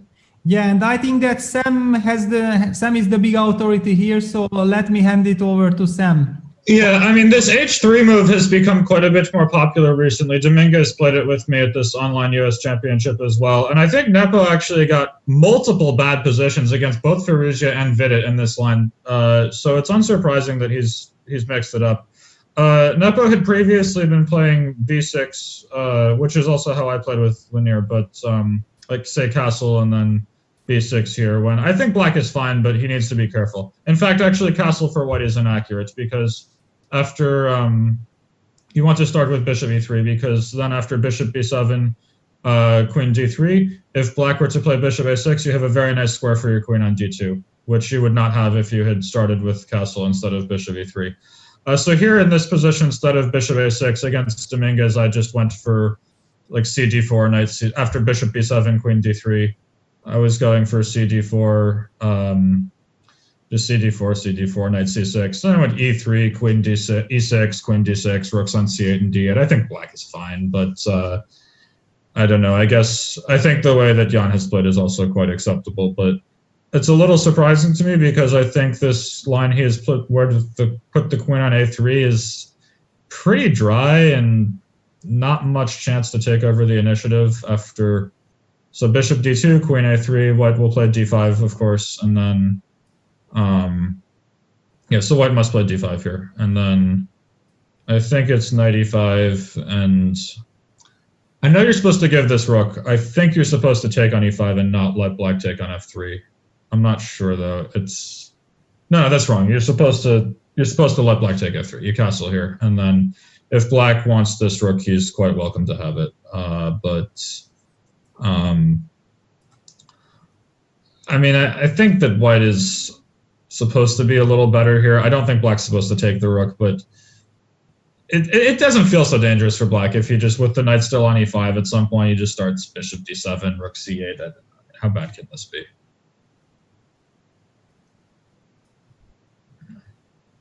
Yeah, very nice to have you here because this was very nice explanation. I mean, I know that this Grunfeld, I stopped playing the Grunfeld like 20 years ago, and all these new modern lines are somehow confusing to me. It's not the general type of Grunfeld that I used to know and used to have experience.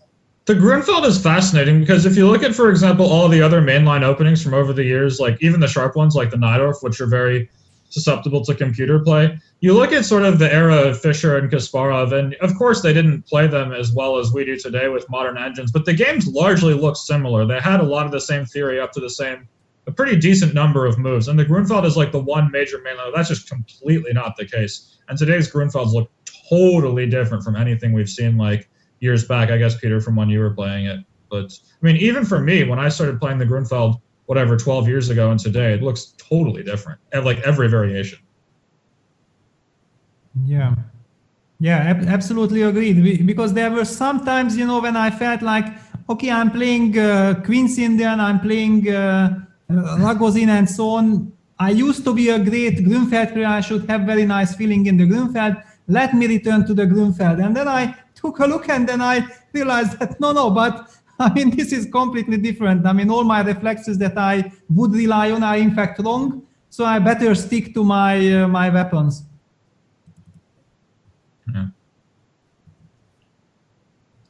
Yeah, Magnus taking his time. So maybe after all, it was a good choice by Jan. But you have to play d5 here. What are you thinking about?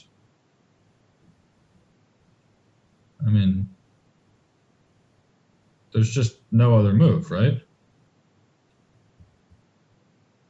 Yeah, it looks like, but Magnus already spent like 2.5, 3 minutes with this position. Yeah, I don't know. That's surprising because I'm pretty sure this line that Jan is playing is what the computer says is best. It's sort of weird if Magnus is playing this variation and hasn't checked like the most direct forcing way the computer would play, but I don't know. I'm a little bit worried that Magnus feels that he's leading the match and he had zero problems with the black pieces, so it's not even clear what Jan gonna do with the white pieces, that he will just force a repetition with bishop c1, bishop d2. Is that an option? I don't know, bishop c1, queen d6 maybe? Aha, so already black is the one who is playing the psychological game, yeah? It's psychological. What do you do with your pawns? Okay, defend it, and then you go yeah. You're going to have to play d5 anyway. You might as well do it like when you're not losing a bunch of tempi. Here actually, aren't you just lost almost on the spot? Like queen b4 check is coming. Exactly. I fully agree. I just don't understand why Magnus is taking his time. I hope it's not a problem with the relay or anything, but you really have to play d5 here. I think there's no... it's not even like... you don't have to worry about black taking on a1 even. Like, it's clearly not happening now. If you know your stuff, it could happen later once black has played knight e5, but like d5, black is certainly not going to take on a1 here. Then with the knight not even getting to exchange off the knights, like you're just going to get mated in like 3 moves. Knight b4 castle, and this is like mate. Okay, so the other natural move that comes to my mind that I want you to explain is that why can white not just go bishop e3 here? Well, queen a5 would be a draw immediately, but rook d8 is... But rook d8 can't... Queen a5, at least we can come back to d2, or I'm not sure even queen d2, but... Sorry? You'd be trying to make a draw there, right? Yeah, no, Peter had the idea with bishop c1, so I was wondering why not do it with bishop e3 instead. Yeah, I suppose that's rook d8. It was not my idea. Sorry, I was just speculating that is Magnus. Why is he not playing the move d5? Because it's really, as Sam said, it's clearly the only move. Only we have seen sometimes Magnus taking the pragmatic option. That okay, why not just repeat? And I have no problems with black. Thank you very much. And look at this, Magnus plays. Whoa, that's really surprising. Also, this feels like it feels like black should have something here. I don't see what it would be, but like, come on, knight d4 can't possibly work, right? But I think, Peter, this is where your psychological insight is absolutely a gold, because perhaps Magnus does feel that after queen b4, he just repeats with bishop d2, and he's happy with just saving his energy for this one. Queen a5 on the board. If Jan wants to play, he should be playing, I think, queen b4, bishop d2, queen d6. Bishop d2? Jan will certainly repeat, but the question is, will he repeat a second time? Yeah. Is he going to repeat a second time, though?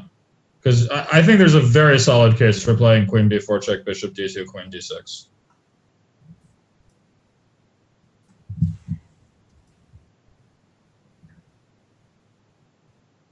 Yeah, especially given the match situation. He's up on time. Magnus is clearly uncomfortable. I think you have to continue this game. Exactly, especially because probably Jan also doesn't know what he should be doing with the white pieces. So if he smells a little bit of any kind of psychological edge or that Magnus is not comfortable, then he has to try to fight. Yeah, I mean, I would definitely keep playing here if I were him. And is there any difference between going d5 now with black's queen on d6 compared to black's queen on a3? I mean, it's less vulnerable. Like, I think there's a lot of lines where white will go rook b1 and bishop b4 or something, and the queen on d6 is significantly less vulnerable. But like after d5 now, also for example, after d5, knight e5, let's say, like I guess white will castle. For example, if you were to play like e6, I'm significantly less concerned about some bishop b4 hurting me if white goes rook b1. I mean, here, rook d8 or something, and my queen's not going to go get trapped. It's, I mean, maybe I'm just misplaying this grossly because my queen doesn't look like she's very happy here either, but it feels like the queen on d6 is a better square. Okay, question. What is our prediction? Is Jan going to repeat or not? I say no. I don't know. I absolutely don't know. And I think he also doesn't know himself. He is now fighting with himself because on one hand, okay, making easy draw with black looks tempting. On the other hand, really you have to compare what are you supposed to be getting from the white side. It's even not clear if Magnus gonna stick to his weapon, what he used in the previous game, which was successful. He might switch to something which you don't expect. So in any case, if he believes that he is kind of doing fine, then maybe he should try to take his luck here. I mean, I think he's going to continue. And I'm also actually considering, what if f5? I mean, this is not your typical Grunfeld break anymore. Everyone seems to know that this doesn't ever work. But if there was ever a time for it, this is that time. Yeah, so how do I have to take on f5, right? Or I think, oh, you could castle as well, right? I mean, yeah, I can castle. But okay, f takes e4, knight g5, right? That was my thoughts, but yeah, it's hard to get rook d8 here because of bishop c4. Yeah, f5 is probably too much. I think this is probably ill-advised. But I mean, f5 is a move before black went for queen a5 to a3. He could have just played f5 directly with the queen back on d8. And the more I'm thinking about it, I don't think the queen on a3 is any better there because you're not even going to take d4 later. So yeah, if you're going to continue this game, I think it's queen. I think there's something that's happened. Have they just Both made players look extremely confused. I'm looking at the player cam.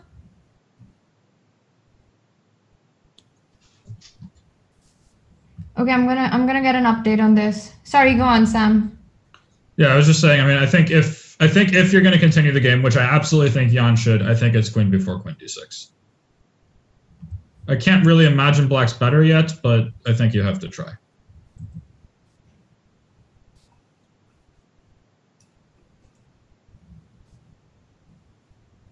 And here, like, I don't know,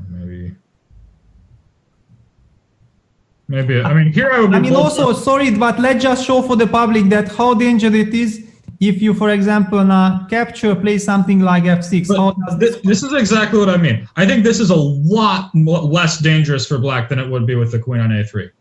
There's no e5, there's no d6, there's no rook b1 forcing a5. Like, the queen on d6 is so much better than it would be on a3 in this position. I mean, yeah, like if the queen were on a3, I think e5 is the best move. And then I think it's very, very dangerous. But with the queen on d6, that's clearly not the case. I mean, black might just be up in exchange at some point. I even recall there was, Jan goes queen c3 check. What is this? Because after bishop d2, where are you going? I mean, he has to make a draw, right? It's queen a3 and then... Or is he going to go queen b2?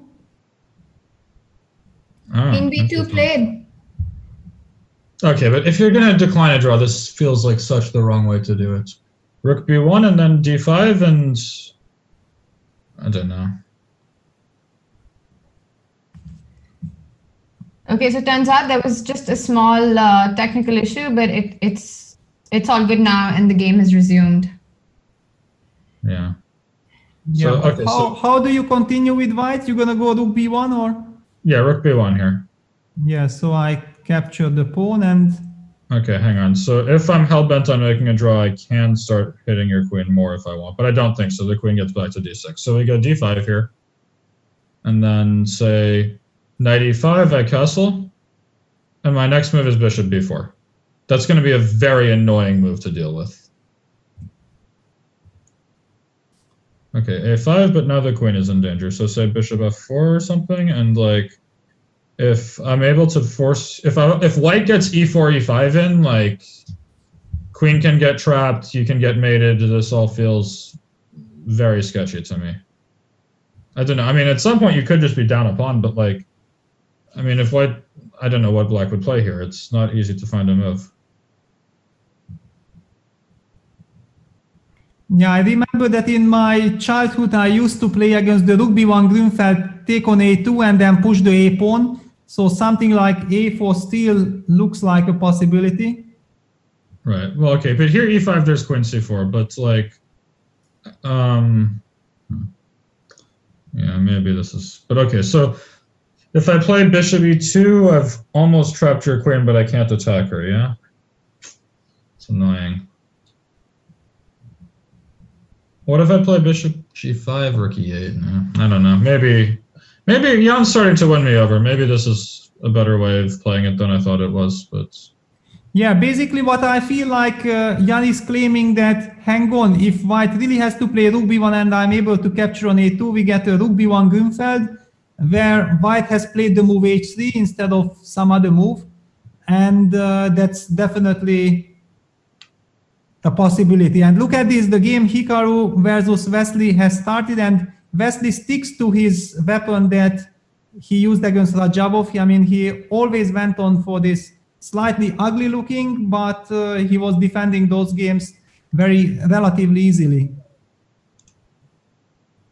What is your take on this, Sam, on this line? Oh man, this one I just despise. It's like, I would never touch this for black because I'm not that masochistic, but with white, it's so frustrating to play against. Like, I mean, I don't know. Look, Wesley is a fantastic player. He's obviously well within his right to play whatever he wants. And if he's playing this over and over and making draws every time, it's a very professional and good decision. It's just, it's never what you want to see, or with either color, honestly, for me. But I mean, Hikaru is still thinking here. Like, did he get caught unprepared or something? I mean, Hikaru played e4 the first game, right, and got a horrible position? Yeah, but on the other hand, if you play Wesley, and Wesley has played yesterday and the day before this line, you can't be unprepared, no? No, but my thought was maybe Hikaru had planned to play e4 for today. Something went horribly wrong in the first game, and he felt he got out prepared and needed to pivot and just sort of played d4 because that was the other move you can play, and wasn't really ready for this, or thought, oh, I will just come up with something, but I don't know. I mean, first of all, like, okay, queen d4 is not only move. You do have queen a4 check as well, right? But yeah, and there is also one other slight explanation that I can find, that maybe Hikaru was kind of prepared for this, and he knew how he gonna put a little bit of a pressure on Wesley. On the other hand, he is not trailing the match, and this is his last white's game. So if he is just getting a little bit better endgame, it might not be what he's looking for, because what if Wesley holds it and then he has to try to win with black? So something a little bit more sharp, something that keeps more pieces is maybe what Hikaru is aiming for. yeah, I suppose that makes sense. But here I think you have to take on d5, if I'm not mistaken. You have to take this pawn and go for it. But I thought black was supposed to be quite fine. I don't remember exactly the line, but I think it's knight takes d5 back, and then queen d5, knight c6. And then I don't remember exactly how this goes, but it's quite annoying to stop knight b4. I mean, if you play a3 or something, you're falling really behind, and I don't know, queen b6 or something, and get ready to castle long and start making trouble. I mean, it feels like if you're trying to play for a win at all costs, this is not the way. But okay, Hikaru has not taken the pawn. He is just Sam, with so many d4s today, I think we could not have had you with us on a better day. You've taken out an entire course on 1d4 and how to face all the different options that Black has. Tell us a little bit about the d4 repertoire and your course and how you chose the lines. Well, basically I did this course for the same reason I did my previous course in the Semislav, for the same reason I wrote my books. I didn't do it to make money. I did it because I wanted to study this stuff. And basically, we're all chess players here. We know that when, you're stuck at home and you can't train with people, and, you can have all these ideas of what you want to do and prepare, and then just, the days can go by and nothing gets done. I'm sure we've all been there before. And just forcing yourself to have a due date and having people writing you, hey, we need this done by such and such date is fantastic. And so I was just like, I do all this stuff because I want to study these lines and understand them better. That's not to say I'll play them every single game, but I've definitely played them off and on. But yeah, the d4 repertoire I've chosen, I'm just trying to offer a lifetime repertoire for white based on playing d4 on the first move. Aiming for solid strategic advantages. It's not sort of a tear your head off kind of repertoire, mainly because when you start playing guys that are, solid grandmasters, you just can't do it. Nowadays people, they don't just go down when you throw stuff at their king. So it's a very strategic repertoire in its nature, but I'm trying to fight for a space advantage in the center. And so part 1 was released like a month and a half ago. That was on all of Black's sidelines, from really ridiculous St. George stuff all the way to some like serious ones that some might even call main lines, like Benko or Dutch or Benoni and stuff like that. Part 2 covered d4, knight f6, c4, and then e6 and g6. And then the final part is going to be on the Queen's Gambit. So that's going to hopefully come out in January, and I'm really looking forward to it. I think it should be useful. That's really interesting that you say that one of the main reasons that you wrote these courses is because you wanted to study the line yourself. So in that process, did you also come up with ideas which are in the course which you plan to use in your own games in the future? I mean, I dropped some absolutely gross novelty on Korobov in the Olympiad that I had published in my Semislav course, where I sacked a piece and got a winning position. Unfortunately, it was rapid and it was still very complicated, so the game was a draw. But yeah, I played it against Korobov, dropped this novelty, and got a winning position immediately.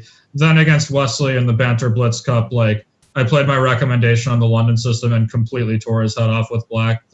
Obviously these are blitz and rapid games, so it's not quite the same as classical, where I have to assume that anybody I play is just going to go download my stuff that night. But I mean, it's worked for me, against, super elite opposition, just giving me good positions all the time. I'm certainly not the only person who plays my repertoire. I can't promise I'll play it every game, especially when classical returns, but especially for rapid chess, if I'm playing a tournament and I play one guy, but he's playing 3 other games that day, I'm not wildly worried that he's going to prepare for me and only me, go create a Chessable account, buy my course, watch me know that he bought the course, because I will see that who has just purchased it, and then go through all of the lines, copy them into ChessBase. If he wants to do that, fine, he can get his good position, and he will lose all his other games because he hasn't prepared for other people. For classical, when people do have time to do that and they only have one game, I'd be a little bit more hesitant to just play the repertoire. But for rapid and blitz, and especially this online stuff, I've just been playing it over and over again in all these events. I won the ILN Invitational recently with playing this repertoire against the Turizaga and Gelfand. I mean, it was fine. Wow, okay, then you're just the guy for this next question, because I'm looking at the game and the position that we have on the Magnus board. Just break it down for all of us who are not very familiar with these openings. Now, Black's got a pawn on a3, White's got these central pawns, e5, d5, Black's got an extra pawn. How do you evaluate? Because I don't know if the engine bar itself is so useful in such a position. Yeah, so basically here, I think the most likely course of events is Black is going to probably lose the a3 pawn, but in the time that it takes White to take it, he will get all of his pieces out and solve all of his problems, I think, is the most likely course of action. I mean, White, the position is too simplified. There's too many open lines. I cannot imagine White can just go h4, h5 and give mate like nothing happens.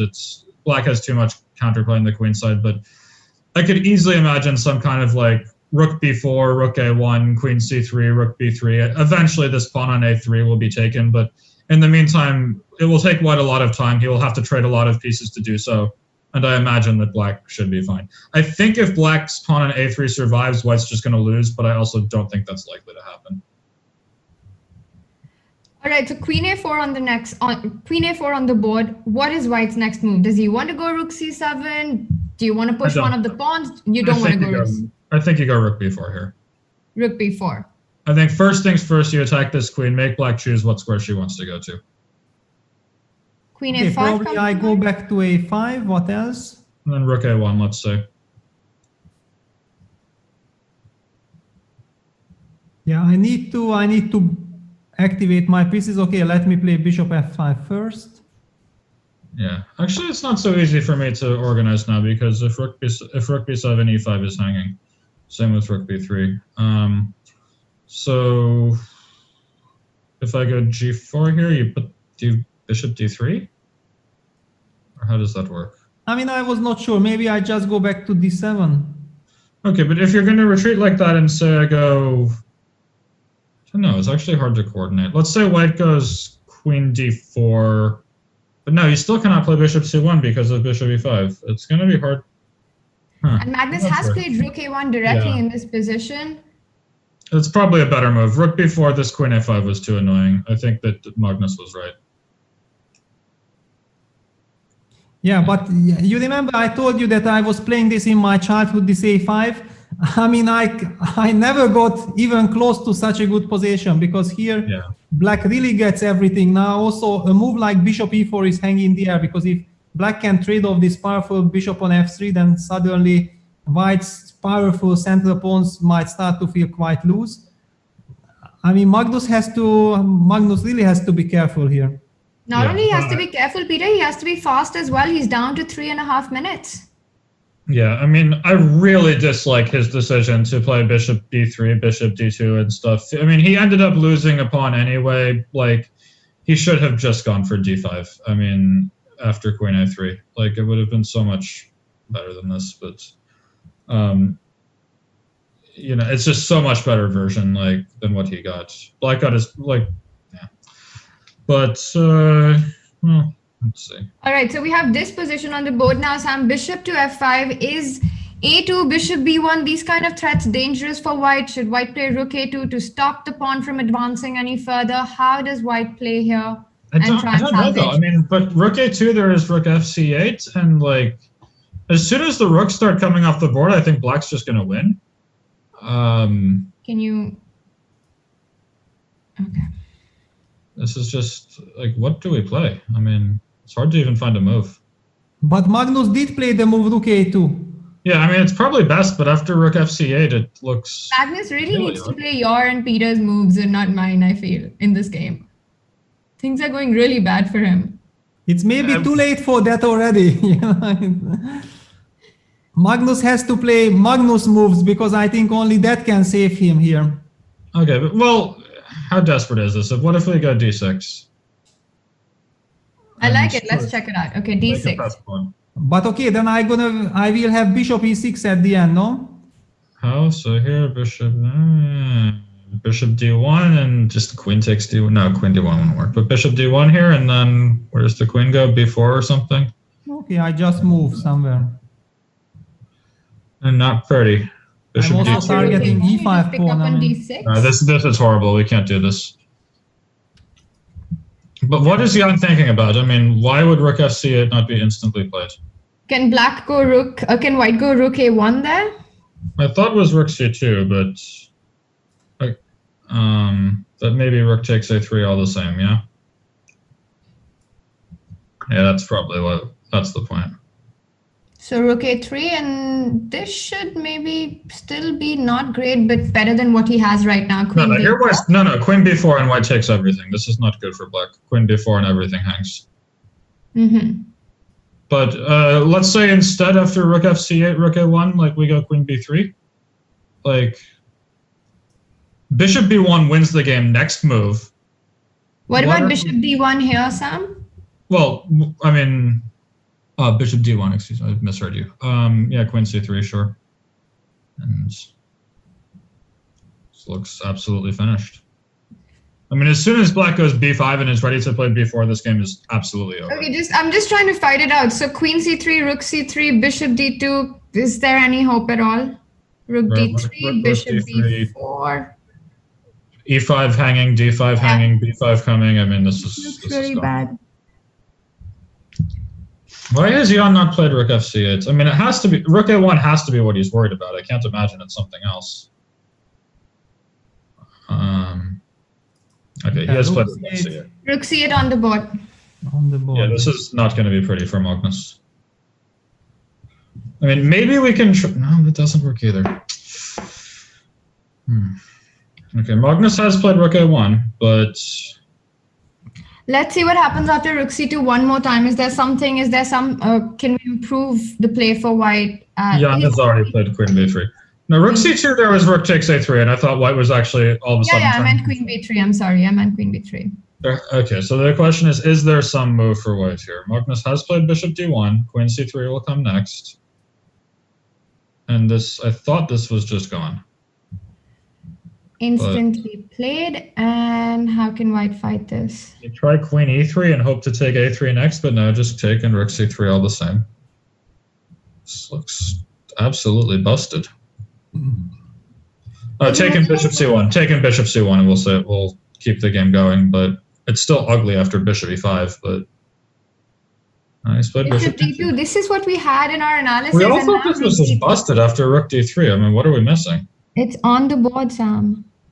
I'm not sure we are missing anything. Yeah, it's just that there was nothing better than Magnus goes for F4. He knows that he has to defend a very unpleasant position. I also feel like as neutral spectators, I really want that Jan wins this game, because I feel like, whenever Magnus is leading the match, the quality of his chess drops. And I really want to see Magnus playing his best chess, and I do feel that in order to play his best chess, he needs to lose a game. And then we're going to see the Magnus we really want to see, because look at this. I mean, I have never seen Magnus play so badly with the white pieces. This is just awful. Like here, Bishop E4, for example, threatening Bishop D5 and Rook G3. Like, this seems very much over to me. I mean, maybe I'm just missing something. Okay, after Rook G3, I still have Bishop E1 at least, but my point was you cannot play Bishop E2. Yeah. So what gives? I mean... But Peter, that's a very interesting point that you make, that Magnus perhaps is at his best when his back is against the wall. And to see that Magnus in play, it'll be interesting if this match levels up a bit. G5 from Jan. I don't love that decision. I mean, it's almost certainly good, but Bishop E2 or something, and then it still looks so horrible. Yeah, G5 is the thematic move. It's clear that kind of only that the position felt like Sam mentioned, that maybe black has even something better. But if you are not talking about something better, then against this post... well, my concern was Bishop E2. Like, if we go Bishop E2 here, I'm kind of annoyed that we can't keep the rook on the third rank. So Rook D5, Bishop B4, and I don't know, GF4, Rook A3. This feels like at least some drawing chances for white. But how many pawns down are you? 2. Why can't you just go Rook B3 after Bishop E2 and start threatening something on B1 someday? It's maybe not a bad question. Well, Magnus played the move Bishop B4. He attacks both pawns immediately. Yeah, no, I really dislike G5. I think we should have gone with Bishop E4, but maybe Bishop B4 was still coming. But still, like, if I just play Bishop C2, no, if I just take GF, you're gonna play Bishop C2 or? Maybe. But Rook D4, and then I think Rook D4 is good, right? Yeah. And Rook C4, and it's all over. But no, but if we go back instead of G5, if we go Bishop E4, I think this is a much better version. For example, say we go Bishop E4. If Magnus plays in the same manner with Bishop B4, and we go like Bishop takes D5, and say you have to take on A3, and I guess you could take with either rook. I actually like taking with the D rook more, because this will basically force all the rooks off, and like take everything, and we go E6 and Bishop F8, and then push the pawn. This feels almost clinical. This Bishop on D5 holds everything. Yeah. Maybe it's not that easy, because once we trade the dark square bishops, if white can get his king to d4 or wherever, the weakness of the f7 pawn will make it hard to include the king. But I have to believe this will be winning. I don't know. Anyhow, let's see. It looks like some goofy has happened. Rook d4 has been played, and then what are we missing? I mean, you can always go bishop f5 and rook a3, but you're going to be down so many pawns, and black's bishop on d6 will hold everything. Yeah, bishop e7 captured. Okay, but bishop c2 and bishop e5. This has to be finished, right?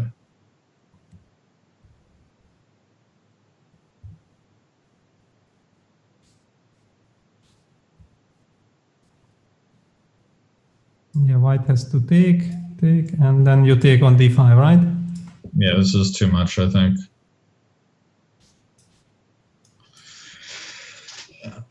Yeah. Not a great game from Magnus, but I don't know. Should we take a look at Hikaru and Wesley? Yeah, we can just quickly jump there and then come back, because Magnus is down to 1.5 minutes. So let's come back to that, Peter, as soon as possible. I mean, okay, yeah, we can just stick with Magnus if you guys want. That's fine. Yeah, I mean, it feels like Hikaru is maybe trying to pretend that he's pressing, but Wesley has a very, very solid position. So let's move back. Yeah, so bishop takes e5 is the move, and then it's over. I mean, it certainly feels like it.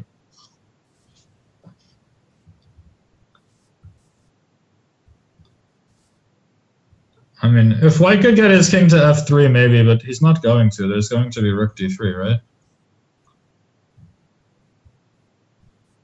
You start with rook d3, right? Oh no, king g7 was played. You don't need to. It's just you will always have rook d3.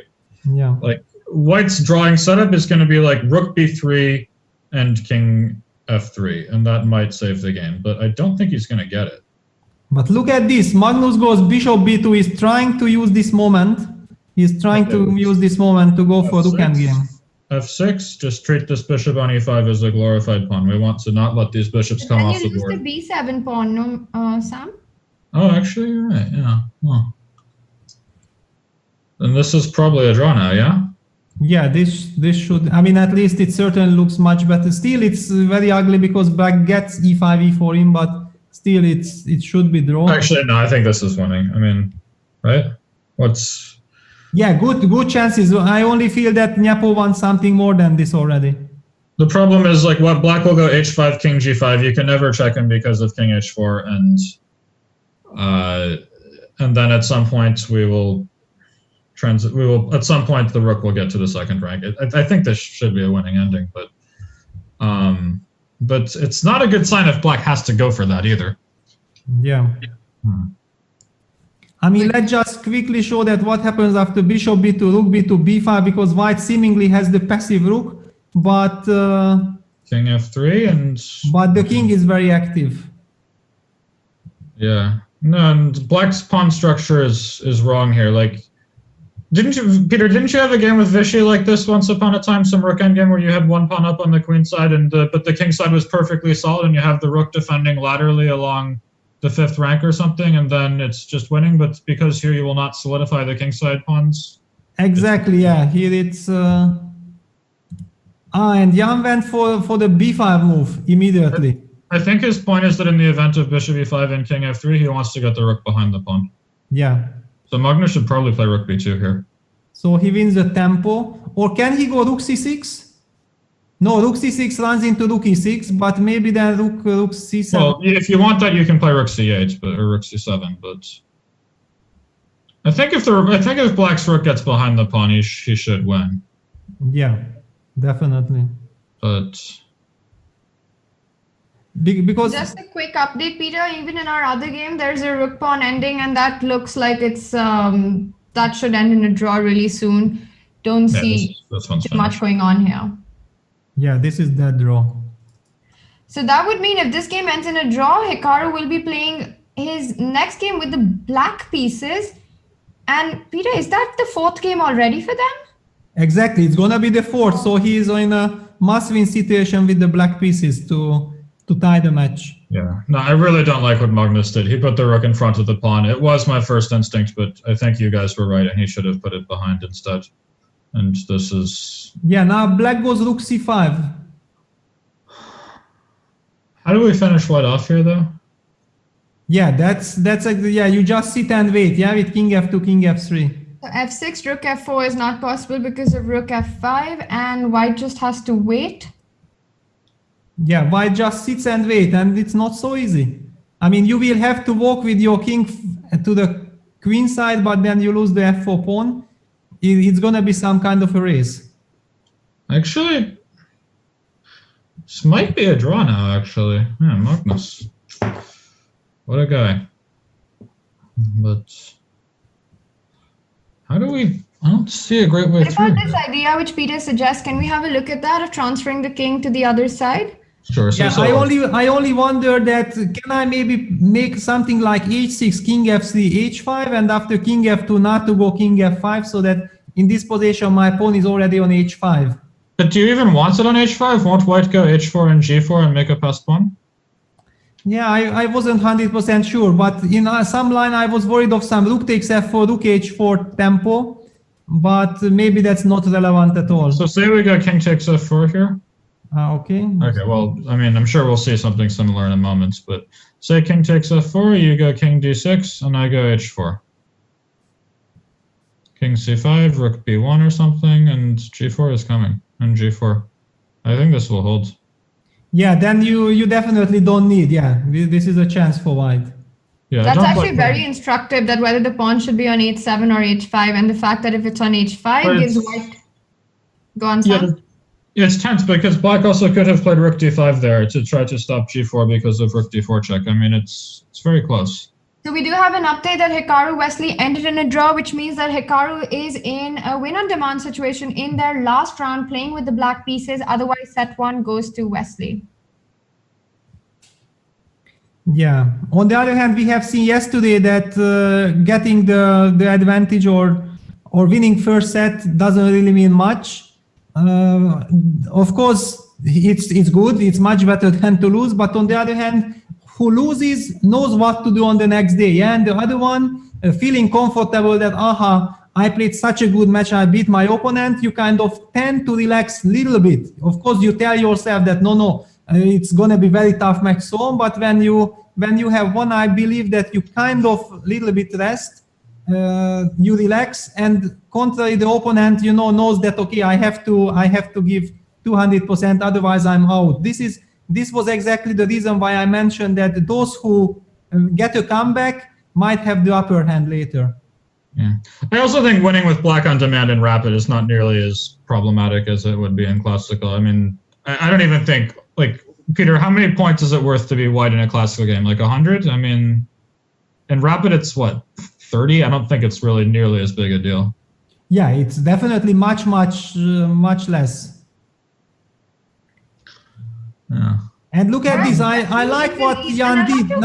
Now you cannot capture with the king because of rook c4, so it was very important for this to get the rook to c5, and white cannot capture the pawn yet because of rook f5. Are you sure we can't take with the king?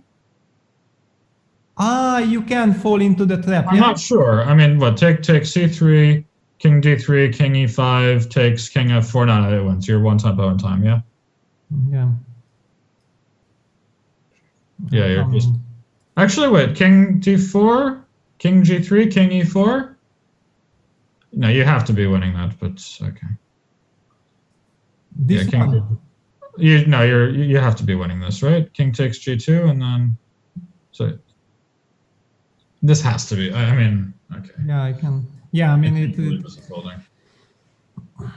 Yeah, Magnus down to 1 minute, and after king e6, this is really frustrating. If you can't take the pawn, then you kind of lose a very, very crucial tempo for all those races. It's tough. Now it's psychologically tough. Okay, but say we start with king g4. Magnus starts with rook e4 check. That was the other move I was considering, but okay, rook e5, he wants to go rook d4 maybe, yeah? No, rook b4, but... and king d6, rook takes f4, yeah. he wants to make sure that he gets this rook f4 tempo. Yeah, but my thought was that we would want to start running with king g4, because at some point I think we're going to go rook takes f4, and I'd really like it if when black plays f5, I'm ready to just run up king g5, king g6, king h6, but I don't know, what's this rook on f5 though? I mean, you're definitely not going to break through with the rook on f5, but you're certainly not going to save the f-pawn that way if you're when you bring your king. So h5, ooh, that's, I don't think that's a good sign for black if he feels this is necessary. If we play h4 now, like, Magnus didn't want it. Look at this, with king e4 he kind of traps the rook, yeah, because... Yeah, the rook and the king. So what's your move next? Black will actually, what about this transition? What if we play at some point h4, rook g5, and we get rook g2 and rook g3? I know this is a draw if white's king reaches the second rank, but with the king cut off on the third rank, it's very close. After h4, Sam, maybe you can just play rook b2. Sure, that's a good... Oh yeah, and that suits Wang, yeah? That's clever. Yeah. Yeah, h4 on the board, and Magnus goes rook a1. Oh, so rook a6 is a threat, and now you can get your position with rook g5. Right, and the question becomes if we're in time. So, say rook g5, I guess... You don't necessarily have to take f4 though. Like, what if you go rook a2? Or you can first give the check or you don't want. Yeah, I mean, the question is, okay, let's say like just the most basic. Rook a6 check, king f7, king takes f4, or let's say king takes f4, rook g2, rook b6, rook g3. My question is this position drawn when black's rook is already... Well, here there's rook g5, and then we definitely win. But I'm just wondering, I know f and h is a draw if the king gets to the second rank, but I'm just not sure it will that easily. Because if... Okay, one second, I'm going to stop you, Sam. You said rook g5 and then it's definitely winning. Can you just explain that to us a little bit? What's black's plan here to win? Yeah, I think Peter is explaining it quite nicely. Then okay, the black king simply has a very nice shelter thanks to this f6 pawn, so I'm just coming. Yeah, I think the easiest plan will be king g6, rook c5, check the king, get the rook in front of the pawn, rook b1, b2, throw the f-pawn. I think that should do the job. Yeah. Yeah, no, I think Magnus will save this game. Jan has lost a lot of time as well. Oh wow, now both players are down to a minute. Yeah, now Jan goes for rook d2, rook b8. I'm not liking this for black, yeah, not liking this at all. The rook got behind the pawn. And now black, I think, is going to regret having pushed his pawn all the way to h4 as well. But, okay, hang on, but don't we get the same thing here? Rook takes g2 now, and then... Okay, but now I take this b pawn, yeah? I mean, okay, I give you the check. Sure, it doesn't matter. Rook takes, and then rook g3. Okay, but this is just a draw. Is it? That's my question. I'm not sure this is. Rook takes h3, your king is on the wrong side of the pawn. If king g4, rook g3 check, and you're cut. Yeah, I'm cut, but can I... No, you will be in time with rook b1. The king is already on h4, yeah? Exactly. That's what I thought, that I will get this frontal attack position, but... But wait, rook g1? Rook g1 here? Yeah. No, but just check on the side. Rook b7, rook a6, rook b7, rook b6, and it's, yeah. Okay, anyway, we are reaching very, very similar position. Okay, so we'll have to see. I guess my question was if this was an easy draw or not. I think it's, yeah. But I wouldn't be surprised if king g4 was actually only move. But yeah, this is going to be a draw now. White got the king to the safe zone.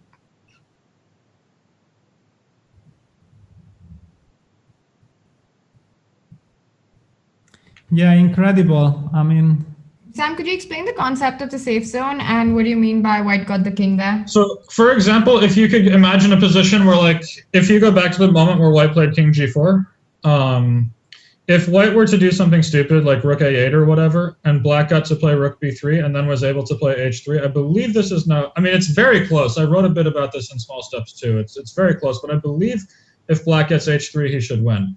For example, one plan is like, you will start bringing the king back around, and it will be quite hard for white to do anything about it. If at any moment black is able to set up rook f3 and f5, then he can easily swing his king around to g1.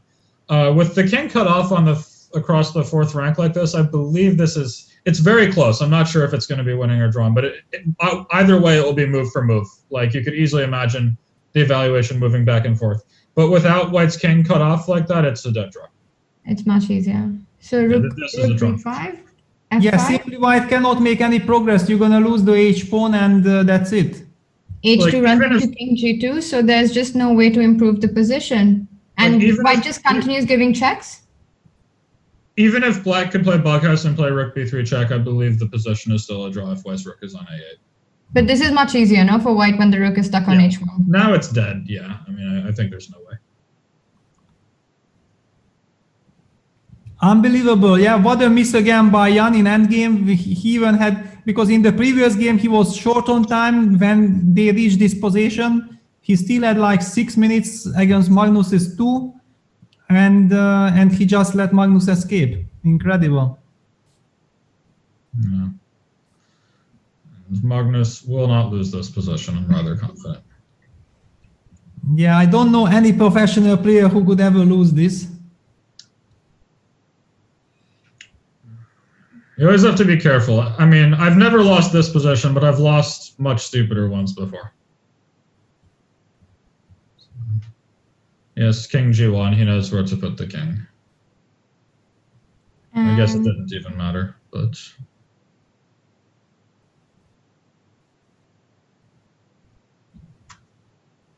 So can you tell our audience what's the general idea here for white and how you defend this position? Well, now it's just a Philidor. The king will move and then, okay, but now king g3 just takes the pawn, right? But if you were to go back to the moment when Magnus played king g1 after this check, if black had played f4, here rook a3 is an obvious draw, but my point was the king also on g1 is the right square, because if you were to have...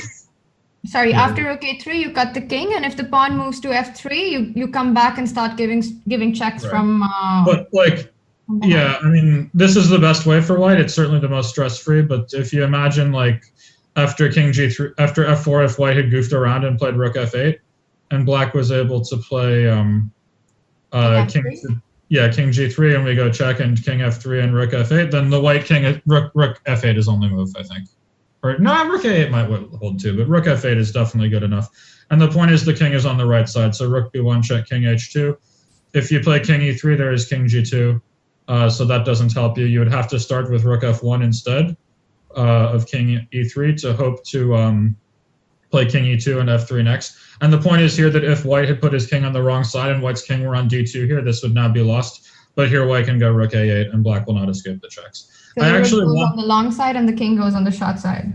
I actually won this endgame with the extra pawn against Daniel Naroditsky when we were both 2200. He was pretty upset. But obviously he's grown a lot since then, and I would never expect him to lose it again. But. And this position, there's absolutely nothing that black can do because king e3, just rook f3. And they have already agreed to a draw. Oh, it's over already. Yeah. Incredible. I mean, Magnus pulling the Houdini twice now in a lost endgame. Yes. The knight pawn won, and now the rook pawn. And let's take a look at our scoreboard. Magnus Carlsen leads his match with his first game victory, but the next two games, Jan Nepomniachtchi was definitely the one pushing, and Magnus managed to hold on just by the thread. And Wesley So has taken his lead in his set against Hikaru Nakamura. Going into game 4, Hikaru also must win on demand with the black pieces. Definitely Hikaru and Jan in a very difficult situation. Sam, will you hang out with us for the last round of the day? Yeah, sure. I mean, I was told I'm supposed to leave you guys alone at this point, but I'm happy to hang out. You guys can kick me out whenever you need to. No, we'd love it if you stay back. Thanks. Okay. Yeah, definitely, Sam. I mean, you are more than welcome. It's such a big pleasure. All right, well, we're going to have game 4 kick off very soon. We'll be right back. Take a look at this video.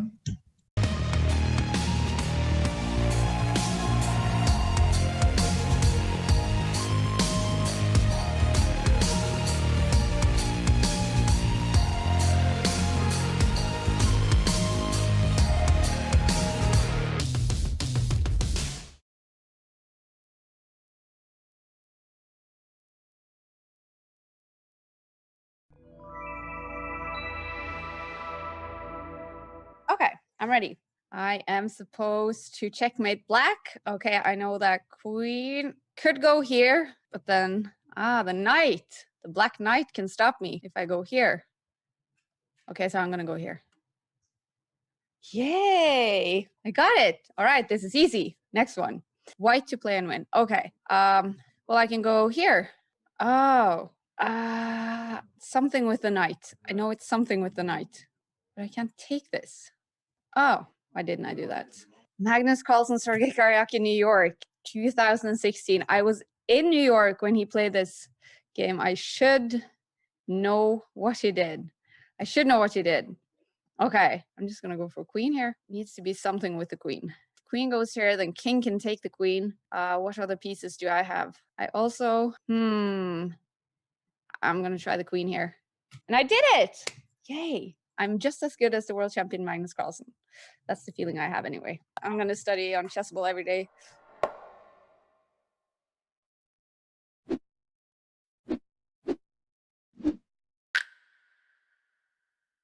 It's time to take control of your journey towards chess mastery. Magnus Carlsen introduces Chessable, the definitive solution for studying chess. Move Trainer uses the science of spaced repetition to identify your strengths and eliminate your weaknesses. There's no need to set up a board, remember which page you're on, or keep track of all the moves you miss. Move Trainer empowers you to go from the opening to the endgame with confidence. It's a seamless, effective, and fun way to study chess. Choose from one of the largest online chess libraries in the world, with hundreds of titles ranging from classic books through to our exclusive Chessable courses, including over 100 free courses. Get expert insights from International Master John Bartholomew, Grandmaster Sam Shankland, International Master Krzysztof Sielecki, Grandmaster Simon Williams, World Champion Magnus Carlsen, and hundreds of other instructors. Get started now and join our growing community of over 100,000 chess enthusiasts at chessable.com. Chessable, take control of your journey towards chess mastery. Yeah, welcome back everyone. We are here in the 4th round of the Skilling Open, and Hikaru Nakamura needs to win on demand with the black pieces. He plays the Leningrad Dutch, and Wesley goes for my beloved system with B3. I very much love this system because I feel that it's not trying to refute black setup. No, I don't want to refute it at all. I just want to get a comfortable position where you will regret playing the Dutch. What is your take, Sam, on this? Well, I think Wesley blundered on the first move of the game, but after that he's been playing okay. In general, my sense is if you specifically need a draw with white, you play the most forcing moves. You play e4, you play bishop g5 Najdorf, you play 4 knights with d4 in the center. You just play the most forcing move at every single possible juncture, and that is the best way to make a draw.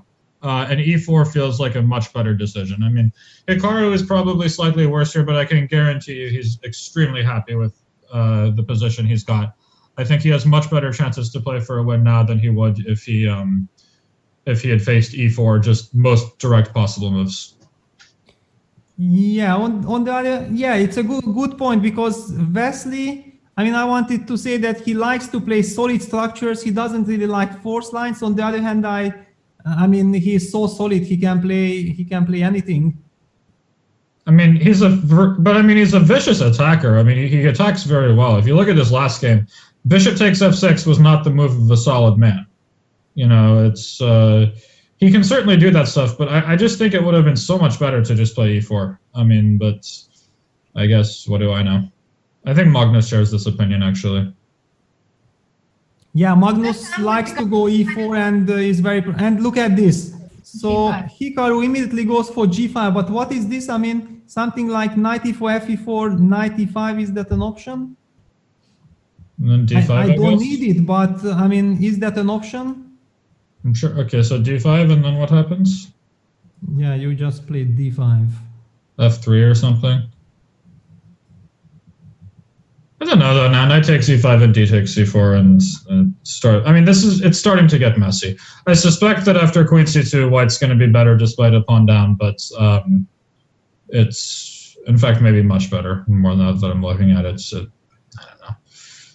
Yeah, g5 feels a bit rushed to me. I don't know. I mean, maybe it was needed, but Hikaru still has a lot of time. I mean, he might be still in preparation.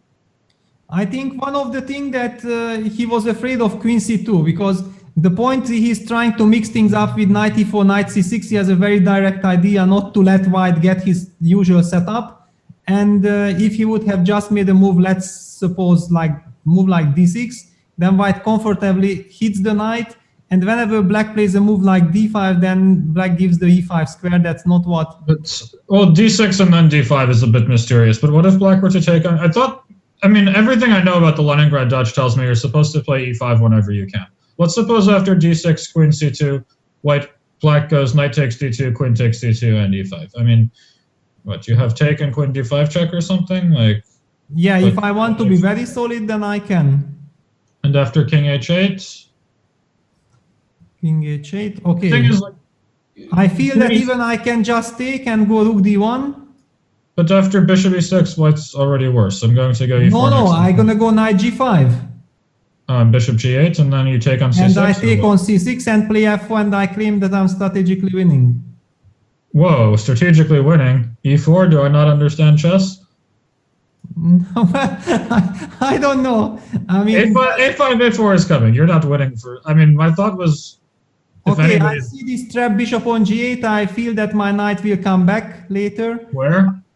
Yeah, definitely it's not easy. I mean, it's complex, but it's... I mean, I see this, I see a5, a4 coming, and the b3 pawn's going to be weak, and this looks actually... I would be actually uncomfortable with white here. This is very interesting, that neither we disagree like this. But... Yeah, well, anyway, this is not important, because the game progressed as we discussed. Yeah, that g5, c4, g5, takes d5. But after d5, f3 should be just good for white, right?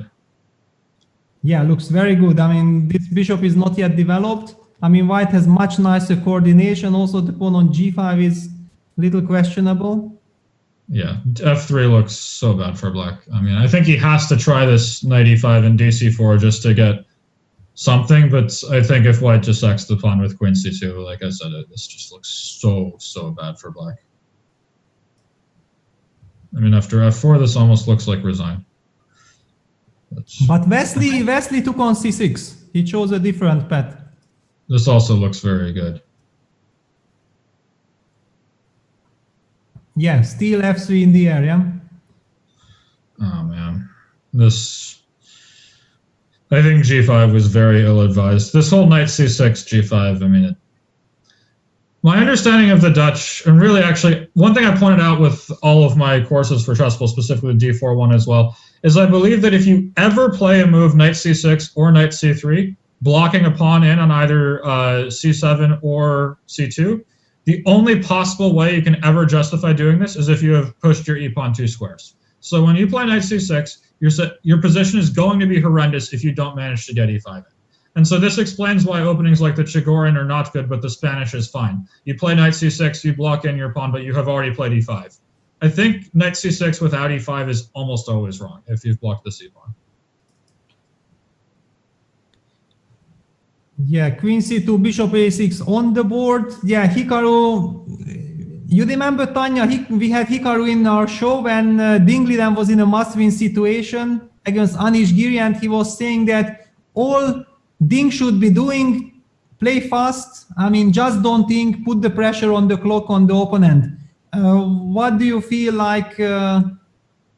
Is that his strategy? I believe so, because chess-wise, I mean, this position looks really bad. I think Peter Hikaru's strategy is always to build up pressure on his opponent on the board and on the clock. And that's actually a very interesting question because I've been wanting to ask that, with Wesley, the general perception is that he's an extremely pragmatic and a very solid player. With Hikaru, it's kind of easy to say that he's aggressive and resourceful, and those kind of that style of play really works in faster formats. Both you and Sam have mentioned that Wesley is such a strong blitz and a short time control, shorter time format player, and we've seen that time and time over again. But what do you think it is about Wesley's play, and what characteristic of Wesley's play makes him such a strong blitz player or a rapid player? I just think people are completely wrong when they think he's also solid and strategic. I mean, he's most at home in wild, aggressive positions. It's just you don't get those very often in classical chess. I think he calculates absurdly well. His tactical vision is incredibly fast. Like, I remember when I played the Banter Blitz Club with him, I don't think he demonstrated a better knowledge of the opening. I don't think he demonstrated a better understanding of the game. But the tactics that it would take me 5 seconds to see, he would see in 2. And that's really not going to help you that much in classical chess. In rapid and blitz, that is a huge advantage. He sees this stuff really, really fast. Every little trick just comes very quickly to him. His intuition is good, but I mean, I really disagree that he's not a dynamic player, that he liked. I mean, I think he's very at home in attacking positions, that he likes complications. He sees tactics very quickly, has a fantastic feel for the initiative. I mean, I don't really see him as that positional a guy. But look at this. Now, at least Hikaru got his pawn to g4, which will make any kind of f2, f3 break much less attractive. Why? He's like getting some game here. Why is it less attractive? f3 right now. Still you can, yeah? I just felt like, I mean, at least now it's not such a stable structure. Maybe black will be able to create some mess with... What about taking on c4? What's going on with the d4 pawn? Queen takes. I mean, after you take on f3 perhaps, and then you take on c4 now? Yeah, but I don't want to lose the center, so that would be, yeah, I don't think that will hold together. So say ef3 here, I guess we would take with the rook, I imagine, or I don't know, what do we take with? So if you want to play Tania's DC plan, I would think, so here, like this one, queen e4 looks like by far the most natural, but say queen for e3, Sam, just forever giving up on the idea of playing f3 ever in this game. That feels very strange to me, but I guess it makes sense. He will play rook fd1 somewhere, bishop f1, trade off the white squared bishops and crush the c file. That does... I don't love this decision, but it's a very understandable one. And Hikaru goes instantly for rook f6. Because, okay, this is very nice that after cd, he always has the ed5 recapture and the rook protects the pawn. He can also reroute bishop f8 and lift the rook with rook h6. Yeah, so Wesley goes bishop a3, activates the bishop, and he goes... Oh, h5? h5. Really? That I'm very surprised by. Because we can never lift a rook now. Yeah, but look at the clocks. I mean, Hikaru just feels, I want to play in bullet mode, just drive this guy crazy. I mean, he just wants to disbalance Wesley, I guess. I think his point is... sorry, Tanya, go ahead. No, I was just saying that this is exactly the point that Peter was making earlier, that he's really putting the pressure on the clock because the position itself perhaps doesn't offer that much. So looks like a big part of his strategy. And rook d1, Sam, like you said, bishop f1 and trying to put pressure on the c file after trading this bishop. So let's say black goes queen d7 and his next move is bishop f8, and then he takes back with the a rook and starts to make trouble on the f file. The problem now as well with bishop f1, okay, Hikaru didn't want it, but the problem as well with bishop f1 is when h4, h3 comes, like, you could get yourself mated very quickly if you're not careful. And bishop Hikaru has played this very, very differently than I thought would be appropriate, but maybe he's just educating me and I just have no clue what I'm talking about. I mean, like, all of his moves seem wrong and he somehow ends up with a decent looking position. I might just be wrong about how this game is going. Peter, bishop a6, bishop c8. Can you explain to us what Hikaru is doing exactly? Well, probably Hikaru just claims that if I get my bishop to d7, you cannot break me with f3, and you can never really do me any harm with cd because of ed. And in this regard, he just wants to block the position as long as possible. I think he was also scared of queen f5, as has just been played. Mm-hmm. And we do have a lift-off in the other game as well, and to be honest, I'm completely shocked, because look at this, what we are witnessing. I mean, Magnus' choice of switching to the Berlin, it's perfectly understandable. However, given the situation that Jan needs to win to tie the match, playing a rook e1 Berlin, definitely not something I would have expected from Jan. Yeah. Me neither. I mean, these positions, they always felt, especially with c3, I mean, you can at least play d5 and take the space. And I mean, I'm not really sure I believe white's better or anything, but you have to try, right? And then, I don't know, Peter, I'm sure you're the more of the Berlin expert among us, but... Yeah, but I'm even here more about the psychological aspect. I mean, the way how Nepo treated this, it almost feels to me like he's resigning the first set, because how do you imagine outplaying Magnus in this position with 50 minutes on the clock? Where are your practical chances? I don't believe in it. Yeah, it feels like the wrong decision. Man, every time I say something about Hikaru's game, he does something completely different. He just went for rook h6. Yeah, let's just come back to that, because this position looks like it's getting very exciting after h4, rook h6. So what's going on here, Sam, you were saying? I mean, I thought that the whole plan, based on how Hikaru was playing with h5, h4, was at some point to play h3, and then say, look, if this bishop ends up on f1, you're going to struggle to defend f2, and I will put everything on the f-file.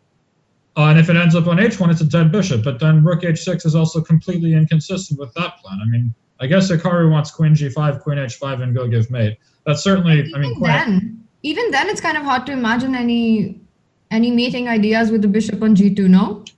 Yeah. Well, okay, but... All right, so he wants queen, but this queen on a5 is so annoying. Yeah, the queen is tied completely. The big question is, how does white open up the position? And yeah, exactly, b4, b5 is the way to break, because if black's position ever gets open up, then black is busted. So Hikaru insists, yeah, plays the move a6. However, now his rook is tied to the a6 pawn, and the queen is tied to the c7 pawn. How does he gonna make any progress in this position? I don't think Hikaru cares at all about the a6 pawn, and will be absolutely delighted to give it away with rook h8 if he could. But where do you put the queen? Yeah.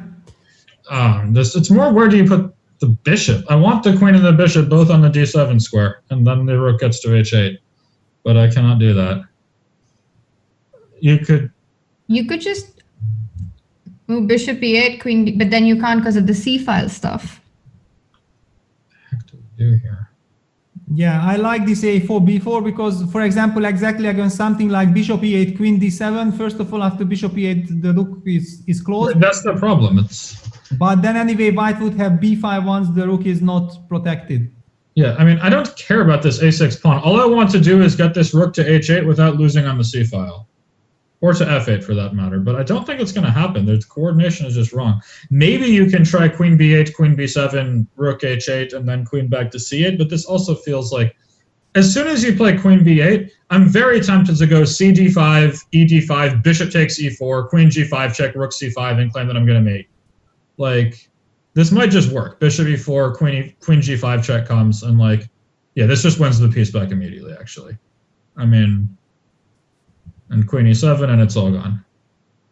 Yeah, so very nice line. You cannot play queen b8, but what will you do? It's just so hard to even find a move. And if you ever, like, if I were thinking in an objective game normally, I wouldn't have any problem playing rook b8, because queen takes a6 and then rook a8 and make a draw, but that's not acceptable here either. Yeah. Yeah, very hard to see a move for Hikaru. Yeah. And after all, I mean, white's king is totally safe. How many things have to happen, even if you kind of somehow by miracle manage to triple on the h-file? I'm just moving my king to f1, so it's not. Well, then I can go rook h2 and take your bishop at least, but I don't think that's going to happen. I mean, yeah, exactly. I mean, okay, I only need one move on the other side, while you need like 5 on the other, so it will just not work out. Okay, well, at least to play devil's advocate, what is White's next move? Rook c3. I just wait. Rook c3, rook c2. I mean, I don't have to win it. No, Hikaru has to win. Yeah, that's the annoying part, isn't it? And Hikaru has done rook b8. He's provoking queen a6. In fact, I don't feel like I need to take this pawn. Yeah, actually taking the pawn feels very... He could take on b4, no? Yeah, that's what I was about to say. That is true.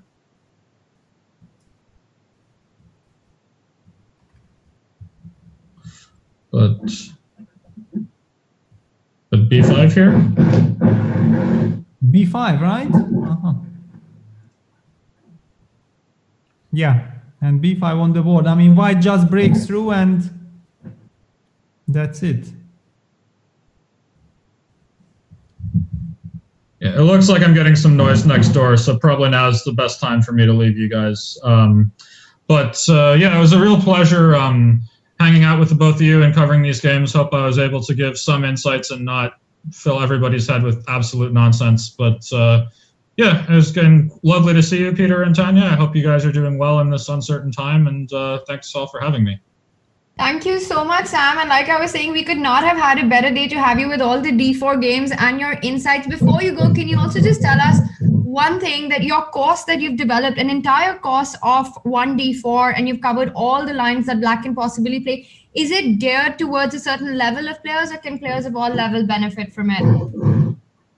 It's mostly geared towards more advanced players, but anybody can make use of it. I tried to explain the key themes as well as I could, and hopefully, I mean, I really think it should be useful for everybody. I'm going to play the analysis myself to the extent that I can, and if it's good enough for me, well, I'm not the best prepared guy out there, but I'm pretty good, I think. But yeah, I've gotten a lot of positive feedback from a wide range of rating levels, and well, I mean, what am I supposed to say? I'm an author. I want to get paid. Am I supposed to say, oh yeah, no, it's not good for you. You shouldn't buy it. That's not really something that I would expect somebody to say. No, but a lot of times, a lot of courses are very difficult, especially those which are done by 2,700 plus players for maybe beginners or club players to follow. Yeah. So I think it's really, it's important to put it out there, which target audience do you have in mind? But I have to say, the way you explain ideas and themes, there's a lot to learn, even just purely chess-wise from all that you have to say. Yeah, so yeah, I mean, basically, let me put it this way. I think it will be most useful for like advanced players, 2,000, 2,200 and beyond up to Grandmaster, but just because it's most useful for them doesn't mean it's not useful at all for other people. I just think they won't get quite as much out of it as the stronger ones will. Anyhow, guys, I'm going to let you go and find something interesting to say about the Carlsen Nepo game. Other than that, lovely to see the both of you. Thanks a lot, Sam. All the best. Bye. Thanks. Bye-bye, guys. Yeah, I mean, the game between Jan Nepomniachtchi and Magnus Carlsen really needs some miracle to heat up, because if we just very quickly jump there to see that, look at this, it's symmetric, Black has a knight on d6, then I say, let's go back to Hikaru, because it does look like Hikaru has a bad position. On the other hand, he has to win on demand. It's very strange, but by inviting White's pawn to c6, at least the c file is blocked. So in this case, in this sense, Black doesn't have to worry anymore about the c file. He put the bishop on f7, guarding the d5 pawn, and he's dreaming somehow to get queen e7, rook h8, and then activate the queen to g5, h5, and then go queen h1 checkmate. But of course, this is just a dream. It should never ever happen. But the position is very, very tricky. Very tricky. But Peter, what I'm most surprised about is Jan's choice of opening, especially in a win-on-demand game, to go for this line of the Berlin, where it's absolutely impossible to imagine to create any chances. How do you even explain that? Is this just, okay, fine, I'm done with set one, let's get this done with and let's come back tomorrow? Yes, I'm worried that it's exactly like this, because he all of a sudden, okay, the second game was a total disaster opening wise, but then all of a sudden he got a chance to win, and he still had time. No, he didn't have much time, but okay, still it looked like it's more than enough for a caliber of Jan, and he didn't manage. Then in the third game, he right out of the opening with black, I mean, Magnus confused something. He didn't know what he's playing for. He mixed things up, was immediately on the defensive. Jan was winning, and I think that was a huge disappointment for Jan that he didn't manage to make any use of these two winning positions. And then the big question was how he gonna put pressure on Magnus. And Magnus is incredible because we have seen that he's so flexible of making his choices, and he feels exactly with the black pieces what is the most unpleasant for his opponent. And now in this decisive game, he didn't want to have any adventure in the accelerated dragon or main dragons. He switched back to the Berlin defense. And maybe during the whole time, Jan was focusing on the dragon, and then you have a completely different mindset. It's very difficult to adjust to a Berlin. Well, I think that is very well explained. And this Berlin, we can definitely move on for, and very hard to imagine Jan creating any chances. But this position looks like it's suddenly come alive, Peter. And I'm also looking at our eval bar, which also shows that white doesn't have that much of an advantage. Of course, it's very difficult to, to just judge the position by this, because I feel that it's the kind of position you play for 3 results. And your idea of tripling up on the H file might become a reality. Yeah, to be honest, I'm not liking what Wesley was doing, because I felt like until the moment black faced the chance of white opening up the C file, it was very, very unpleasant for Hikaru, because he doesn't mind taking the risk. He doesn't care if his position objectively good or bad, but he wants to have chances. And here now with this lovely bishop on f7, I mean, for example, a computer might count the pawns. White is a healthy pawn up, but thanks to this fixed structure, white's bishop on g2 is dead. You are not pressing the weakness on c7. The other weakness on d5 is very well protected by the bishop on f7. And it feels like black has such a construction which gives him chance to move towards white's king. And I'm not sure if he's gonna get there, but certainly he has some practical chances to do so. And white's gone queen b4. Hikaru, of course, must win this game. So moves like rook b8, queen a5 doesn't really help the cause. I'm looking at this position, Peter, and trying to see if black could perhaps try and create something against the f2 pawn, but I'm failing to find the way, because a move like queen f6, queen b5, rook a2, white always has this rook c2 defense. Yeah, exactly. I mean, basically, I think Wesley wants to go rook a5, because if he exchanges one pair of rooks, then there is just no way he ever gonna get mated. Black needs all triple pieces, all triple heavyweight pieces to try to create some threat. For example, a dream scenario would be get the queen to f6, rook ah8, and then put the queen on f3. And thanks to the queen sacrifice, you mate on h1. I mean, there are all kinds of such scenarios, but everything comes down to tempo. And if you go queen f6, I go, for example, queen b7. And if you try the same idea with rook h8, queen takes c7, queen f3, then all of a sudden I have a check. And queen h8. And that's it. Yeah.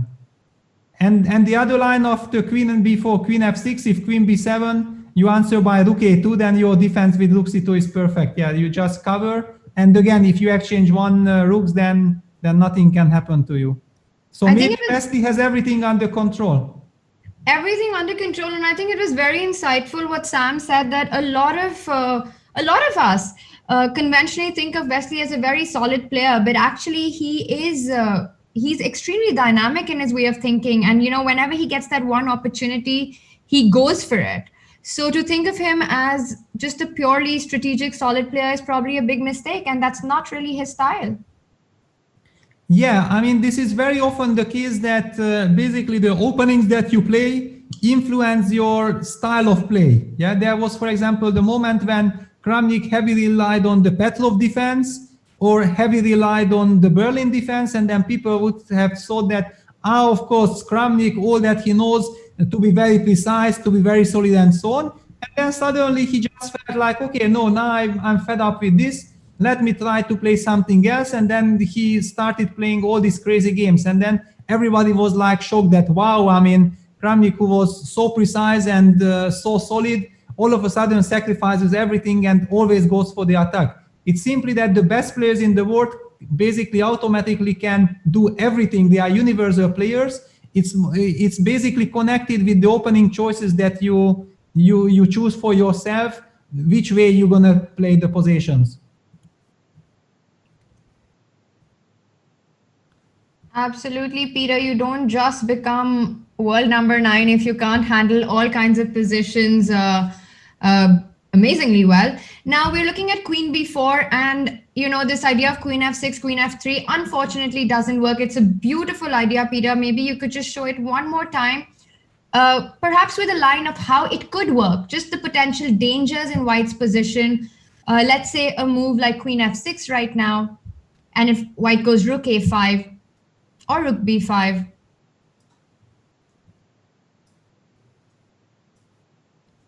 And just Queen F3, and this is just absolutely stunning. You sacrifice the queen, but nowhere to run for the white king. These are potential ideas, but take a look at what Hikaru's done, Peter. He's given up on all implications on the H file with the move Rook A6. But what this does is it stops simplification with Rook A5 because it hits the C6 pawn. And I think Hikaru just wants to keep as many pieces on the board as possible. Exactly. I mean, it was clear that he did it with heavy heart because he was spending like 3, 4 or even more minutes on Rook A6.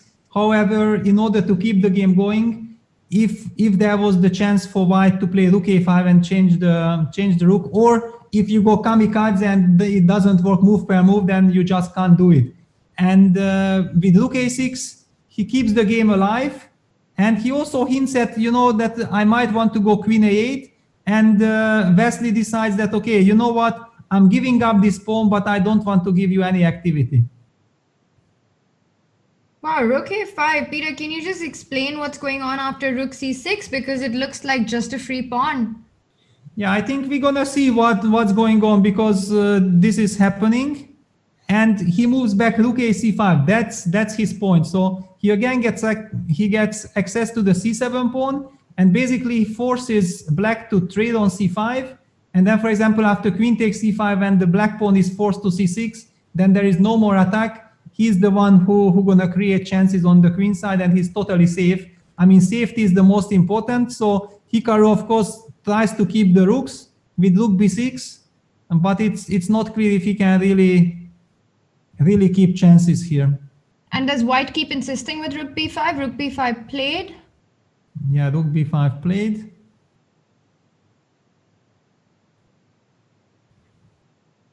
Yeah, very hard to imagine Black creating any chances here because how do you proceed? Maybe Rook takes B5. I felt like maybe somewhere you can change and you might need the Rook out from because it doesn't do anything anymore on H6.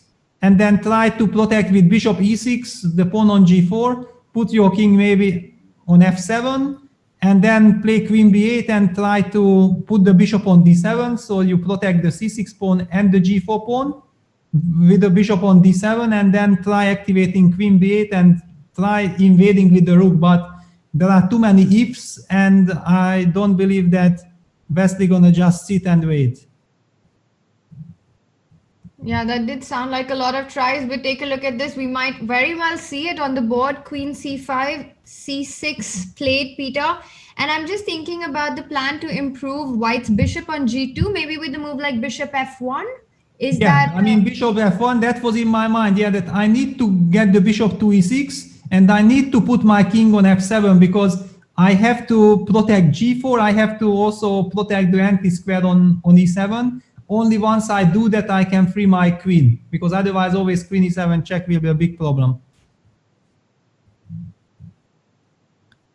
And we see that on the board, but also free your queen to B8, because otherwise the d6 square gets weak. So you mean the kind of structure you're looking at is bishop e6, king f7, and queen b8, and try and do something along the b file.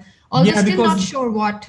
Yeah, not sure what, but at least that's the maximum I can do. I'm covering d6, I'm covering e7, I'm covering f8 square, and I try to play on your nerves that, okay, it's also not so nice from the white side if you feel like you can't really do much. The only problem is that white can play something like bishop e2 and just wait with king g2, hinting at some rook h1 at some point. And whenever you activate yourself with rook b2, I'm just gonna chase this rook. Rook c2, if you go rook b1, I'm gonna go rook c1, offering you a repetition of moves. I mean, all the pawns are fixed on the light squares for black. Very hard to find any target. And also the clock situation, it's Hikaru who's back on the clock with 5.5 minutes, and Wesley's got 6 minutes. Very impressive set by Wesley, Peter. Yeah, he just decided that, okay, I understand that I only need a draw. And the only danger I'm running is really running low on the clock. And then Hikaru might be willing to take even some extreme risks. So Wesley just settled on, okay, I don't need any advantage. I just need a stable position, which I cannot lose, which I can play automatically. And this is what we are seeing. For the last already more than 10 moves, Wesley hardly had used any time. And Hikaru, who had like 14, 15 minutes on his clock, finally had to slow down because there was just no way creating any chances. And then he had to make those choices, which he did not want to make. But he had to, otherwise he couldn't continue the game. And now it really seems like white is safely better, but even white is not playing for a win. So Wesley gonna make this draw easily. Amazing. Absolutely incredible play by Wesley. I think the entire set was brilliantly played today. Bishop f1, I'm also looking at the idea that you suggested with king g2, rook h1, and I think if you put the setup of bishop e6, king f7, the rook on h1 will suddenly become quite a prized piece in that sort of in that line, queen b8, rook h1, and suddenly white is entering with the rook and things can become really messy for black. Yeah, it can be even over suddenly. So black has to be very careful. This means already that you cannot move the queen from d8. Your king has to stay on g7, and this explains also why Hikaru is taking his time. But finally, he goes bishop e6. There is nothing else. And offers a draw. You see? I mean, he understood that there is just no way to continue. He agrees to lose the set, but just nothing to be done. Amazing. So Wesley So takes the first set in the semi-finals. What an amazing match this was, Peter, which means one more time Hikaru must win on demand tomorrow. Yeah, he has to. He has already done it. Facing Wesley So, who is getting more and more confidence, I don't think that this really increases the chances of Hikaru. But Hikaru just has to play his game, and this is what he. And also we have the other result. Magnus Carlsen has also drawn his game against Jan Nepomniachtchi. So both Jan and Hikaru will have to fight for their lives tomorrow. Absolutely, and it's just it's incredible. So with that, it's a wrap for our set one. Peter, Magnus Carlsen took the lead in his semi-final match, and Wesley So took the lead in his semi-final match. Let's get the scoreboard up, and there we see it. The first game was the one in which Magnus drew blood, and for Wesley it was the second game. But I have to say that in Wesley's match, Peter, it always looked as if Hikaru did not really get any chances to create something. But that was not the story in Magnus's match. I think Jan, especially in game 2 and game 3, had some real winning shots which he missed. And game 4 was unfortunately a no event. Yeah, unfortunately. I mean, I was really rooting for Jan to bounce back because I felt like, when suddenly there is blood, then we're going to see a really motivated Magnus. But given the situation that he was leading and he survived those games, he didn't have to take extreme risks. So he was trying. On the other hand, his third game completely backfired. I mean, that was a total disaster for Magnus. I mean, he almost lost with white without any fight. So it was an incredible escape. And then I believe that Jan just collapsed psychologically, like he was too disgusted with himself that there was a chance, not just once, twice, and I couldn't make it. He did not have this mental strength to somehow fight against Magnus's clever choice. And Magnus with the Berlin basically sealed the match. Peter, what are your predictions for tomorrow? What can we expect? Well, I think it's very easy because the players want to keep their chances alive. They want to fight to win the tournament.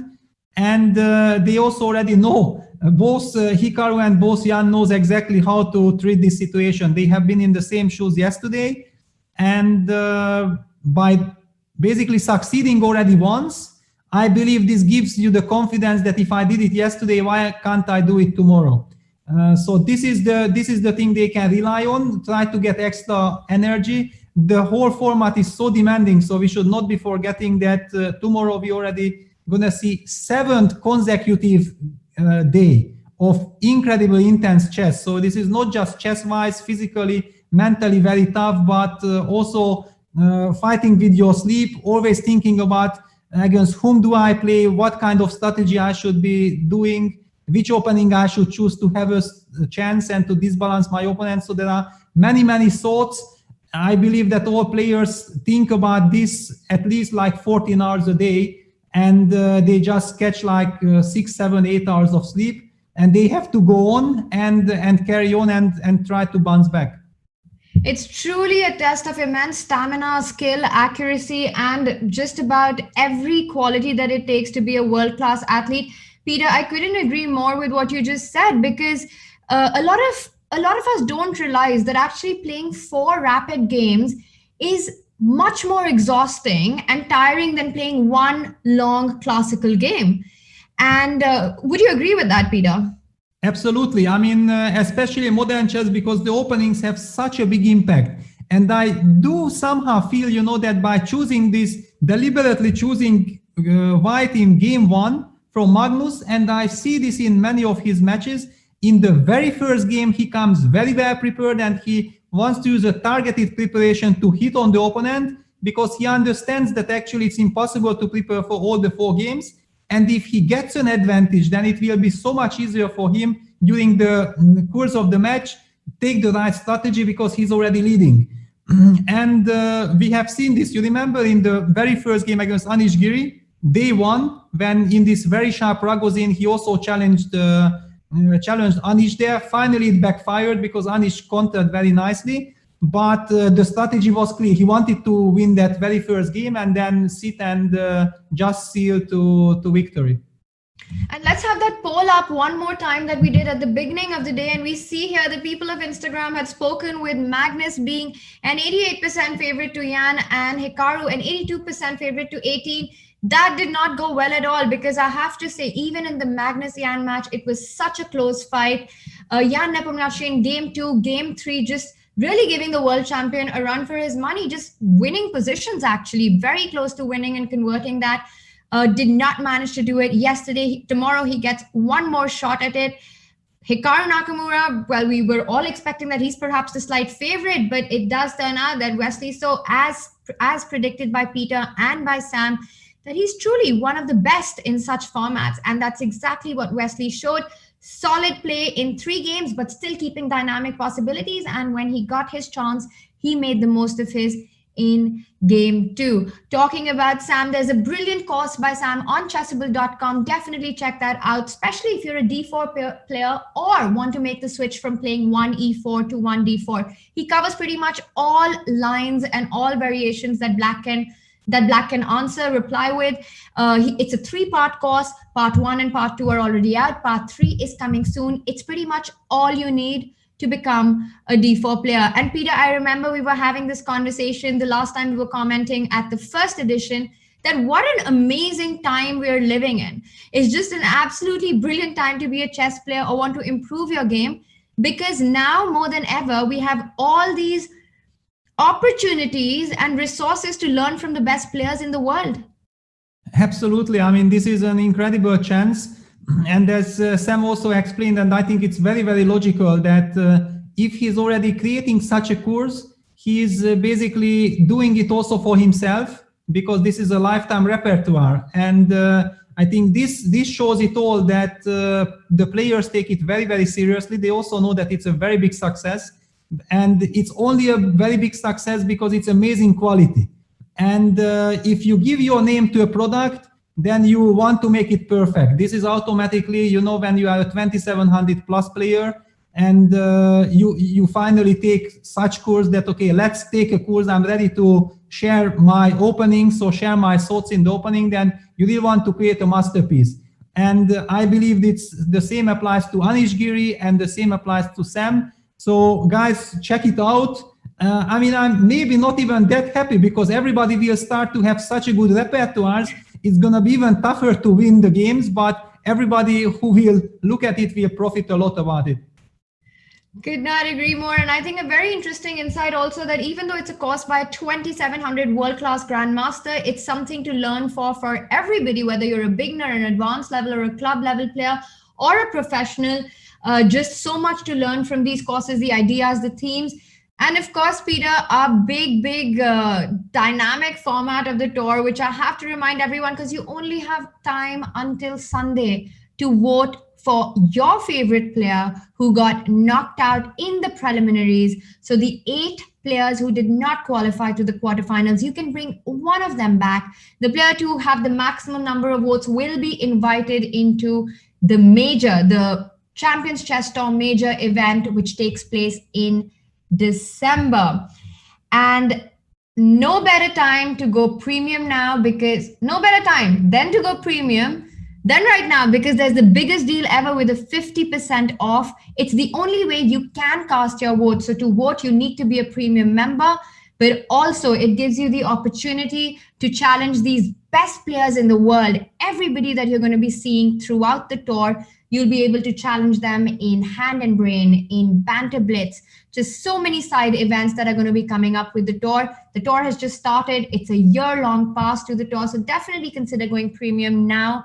50% off, plus you get access to all the available resources and courses on chess24.com to improve your own game. And with that, Peter, we're going to call it a night. We've got another big day of semi-final action coming up. The final day tomorrow. Jan Nepomniachtchi and Hikaru Nakamura must win on demand to have a shot at the playoff. It's a good night for me. Peter, final thoughts? Yeah, I mean, stay tuned, follow the action, because we have seen yesterday what to expect tomorrow. I mean, it's going to be a bloody day, I'm pretty sure, because, for example, Jan, he didn't have to take this extreme risk in the final game, because he knows that, okay, tomorrow is another day, he still has a chance. But if tomorrow he is not able to strike back, then he's losing the match. So he needs to go all in. Basically, he needs to go all in. And I'm very, very interested to see how do you do that against Magnus, because Magnus is so clever and so smart controlling the events of the game. You have to use all your chances. And what Jan has to regret today very, very much, that he had those chances. Yeah, it's so difficult to create them, but he created and he didn't use it. I think it adds to the drama to see how he will deal with this situation. And the same applies to Hikaru. I mean, he has shown against Maxim how he's able to bounce back from any situation. Now, whether he manages to do it against Wesley, who is settling more and more into this tournament, and he's playing extremely good chess, it's going to be tough. But if somebody can do it, then it's Hikaru. So really looking forward for tomorrow. Definitely an uphill task for the two players, but I'm just going to end it with exactly what we were talking about before we started the show, Peter. It ain't over till it's over. We'll see you tomorrow. Yeah, see you everyone. Bye-bye.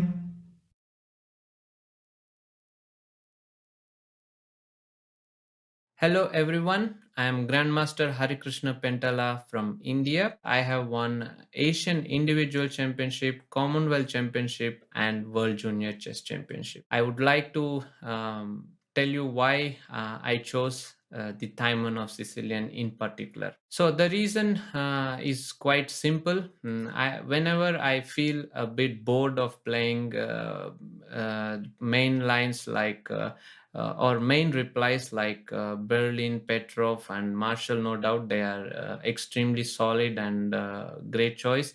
But whenever I seek for some freshness, Taimanov Sicilian is the direction I usually go for. So now let's jump into the course. I would like to show you how I have sorted the course. So first will be introduction. Then there is quick starter. Quick starter guide is something which I personally like a lot. Here you can quickly check which openings you would like to check, and it gives you a good overview of the course. I have divided the course into 26 chapters, as you can see here, and I can say that until move 6 I consider to be anti-Sicilian, so that's one part. And from chapter 11 I consider it to be Taimanov Sicilian, and the last two chapters are Scheveningen, which are my favorite. Last but not the least, there are model games. You might get the doubt, okay, we have 26 chapters, so which are the critical ones here to study? Fair enough, and I believe that answer is 7th move Queen F3 without any doubt. 7th move Queen F3 has the reputation of putting Taimanov Sicilian in some kind of an issue, which I think I have solved quite well in this course. And English attack is definitely a setup which you should study. Although I believe that English attack is not that hard to remember, in my personal opinion. And of course, Scheveningen to learn the setups, because it's so unique, and I do believe since Gary Kasparov has played this opening, it's full of dynamism and great variations in Scheveningen. So let's take here on your right, you can see there is learn next, review all. Since I am the author, I have already studied some of the moves, so therefore I have 850 review all, which means I have studied them.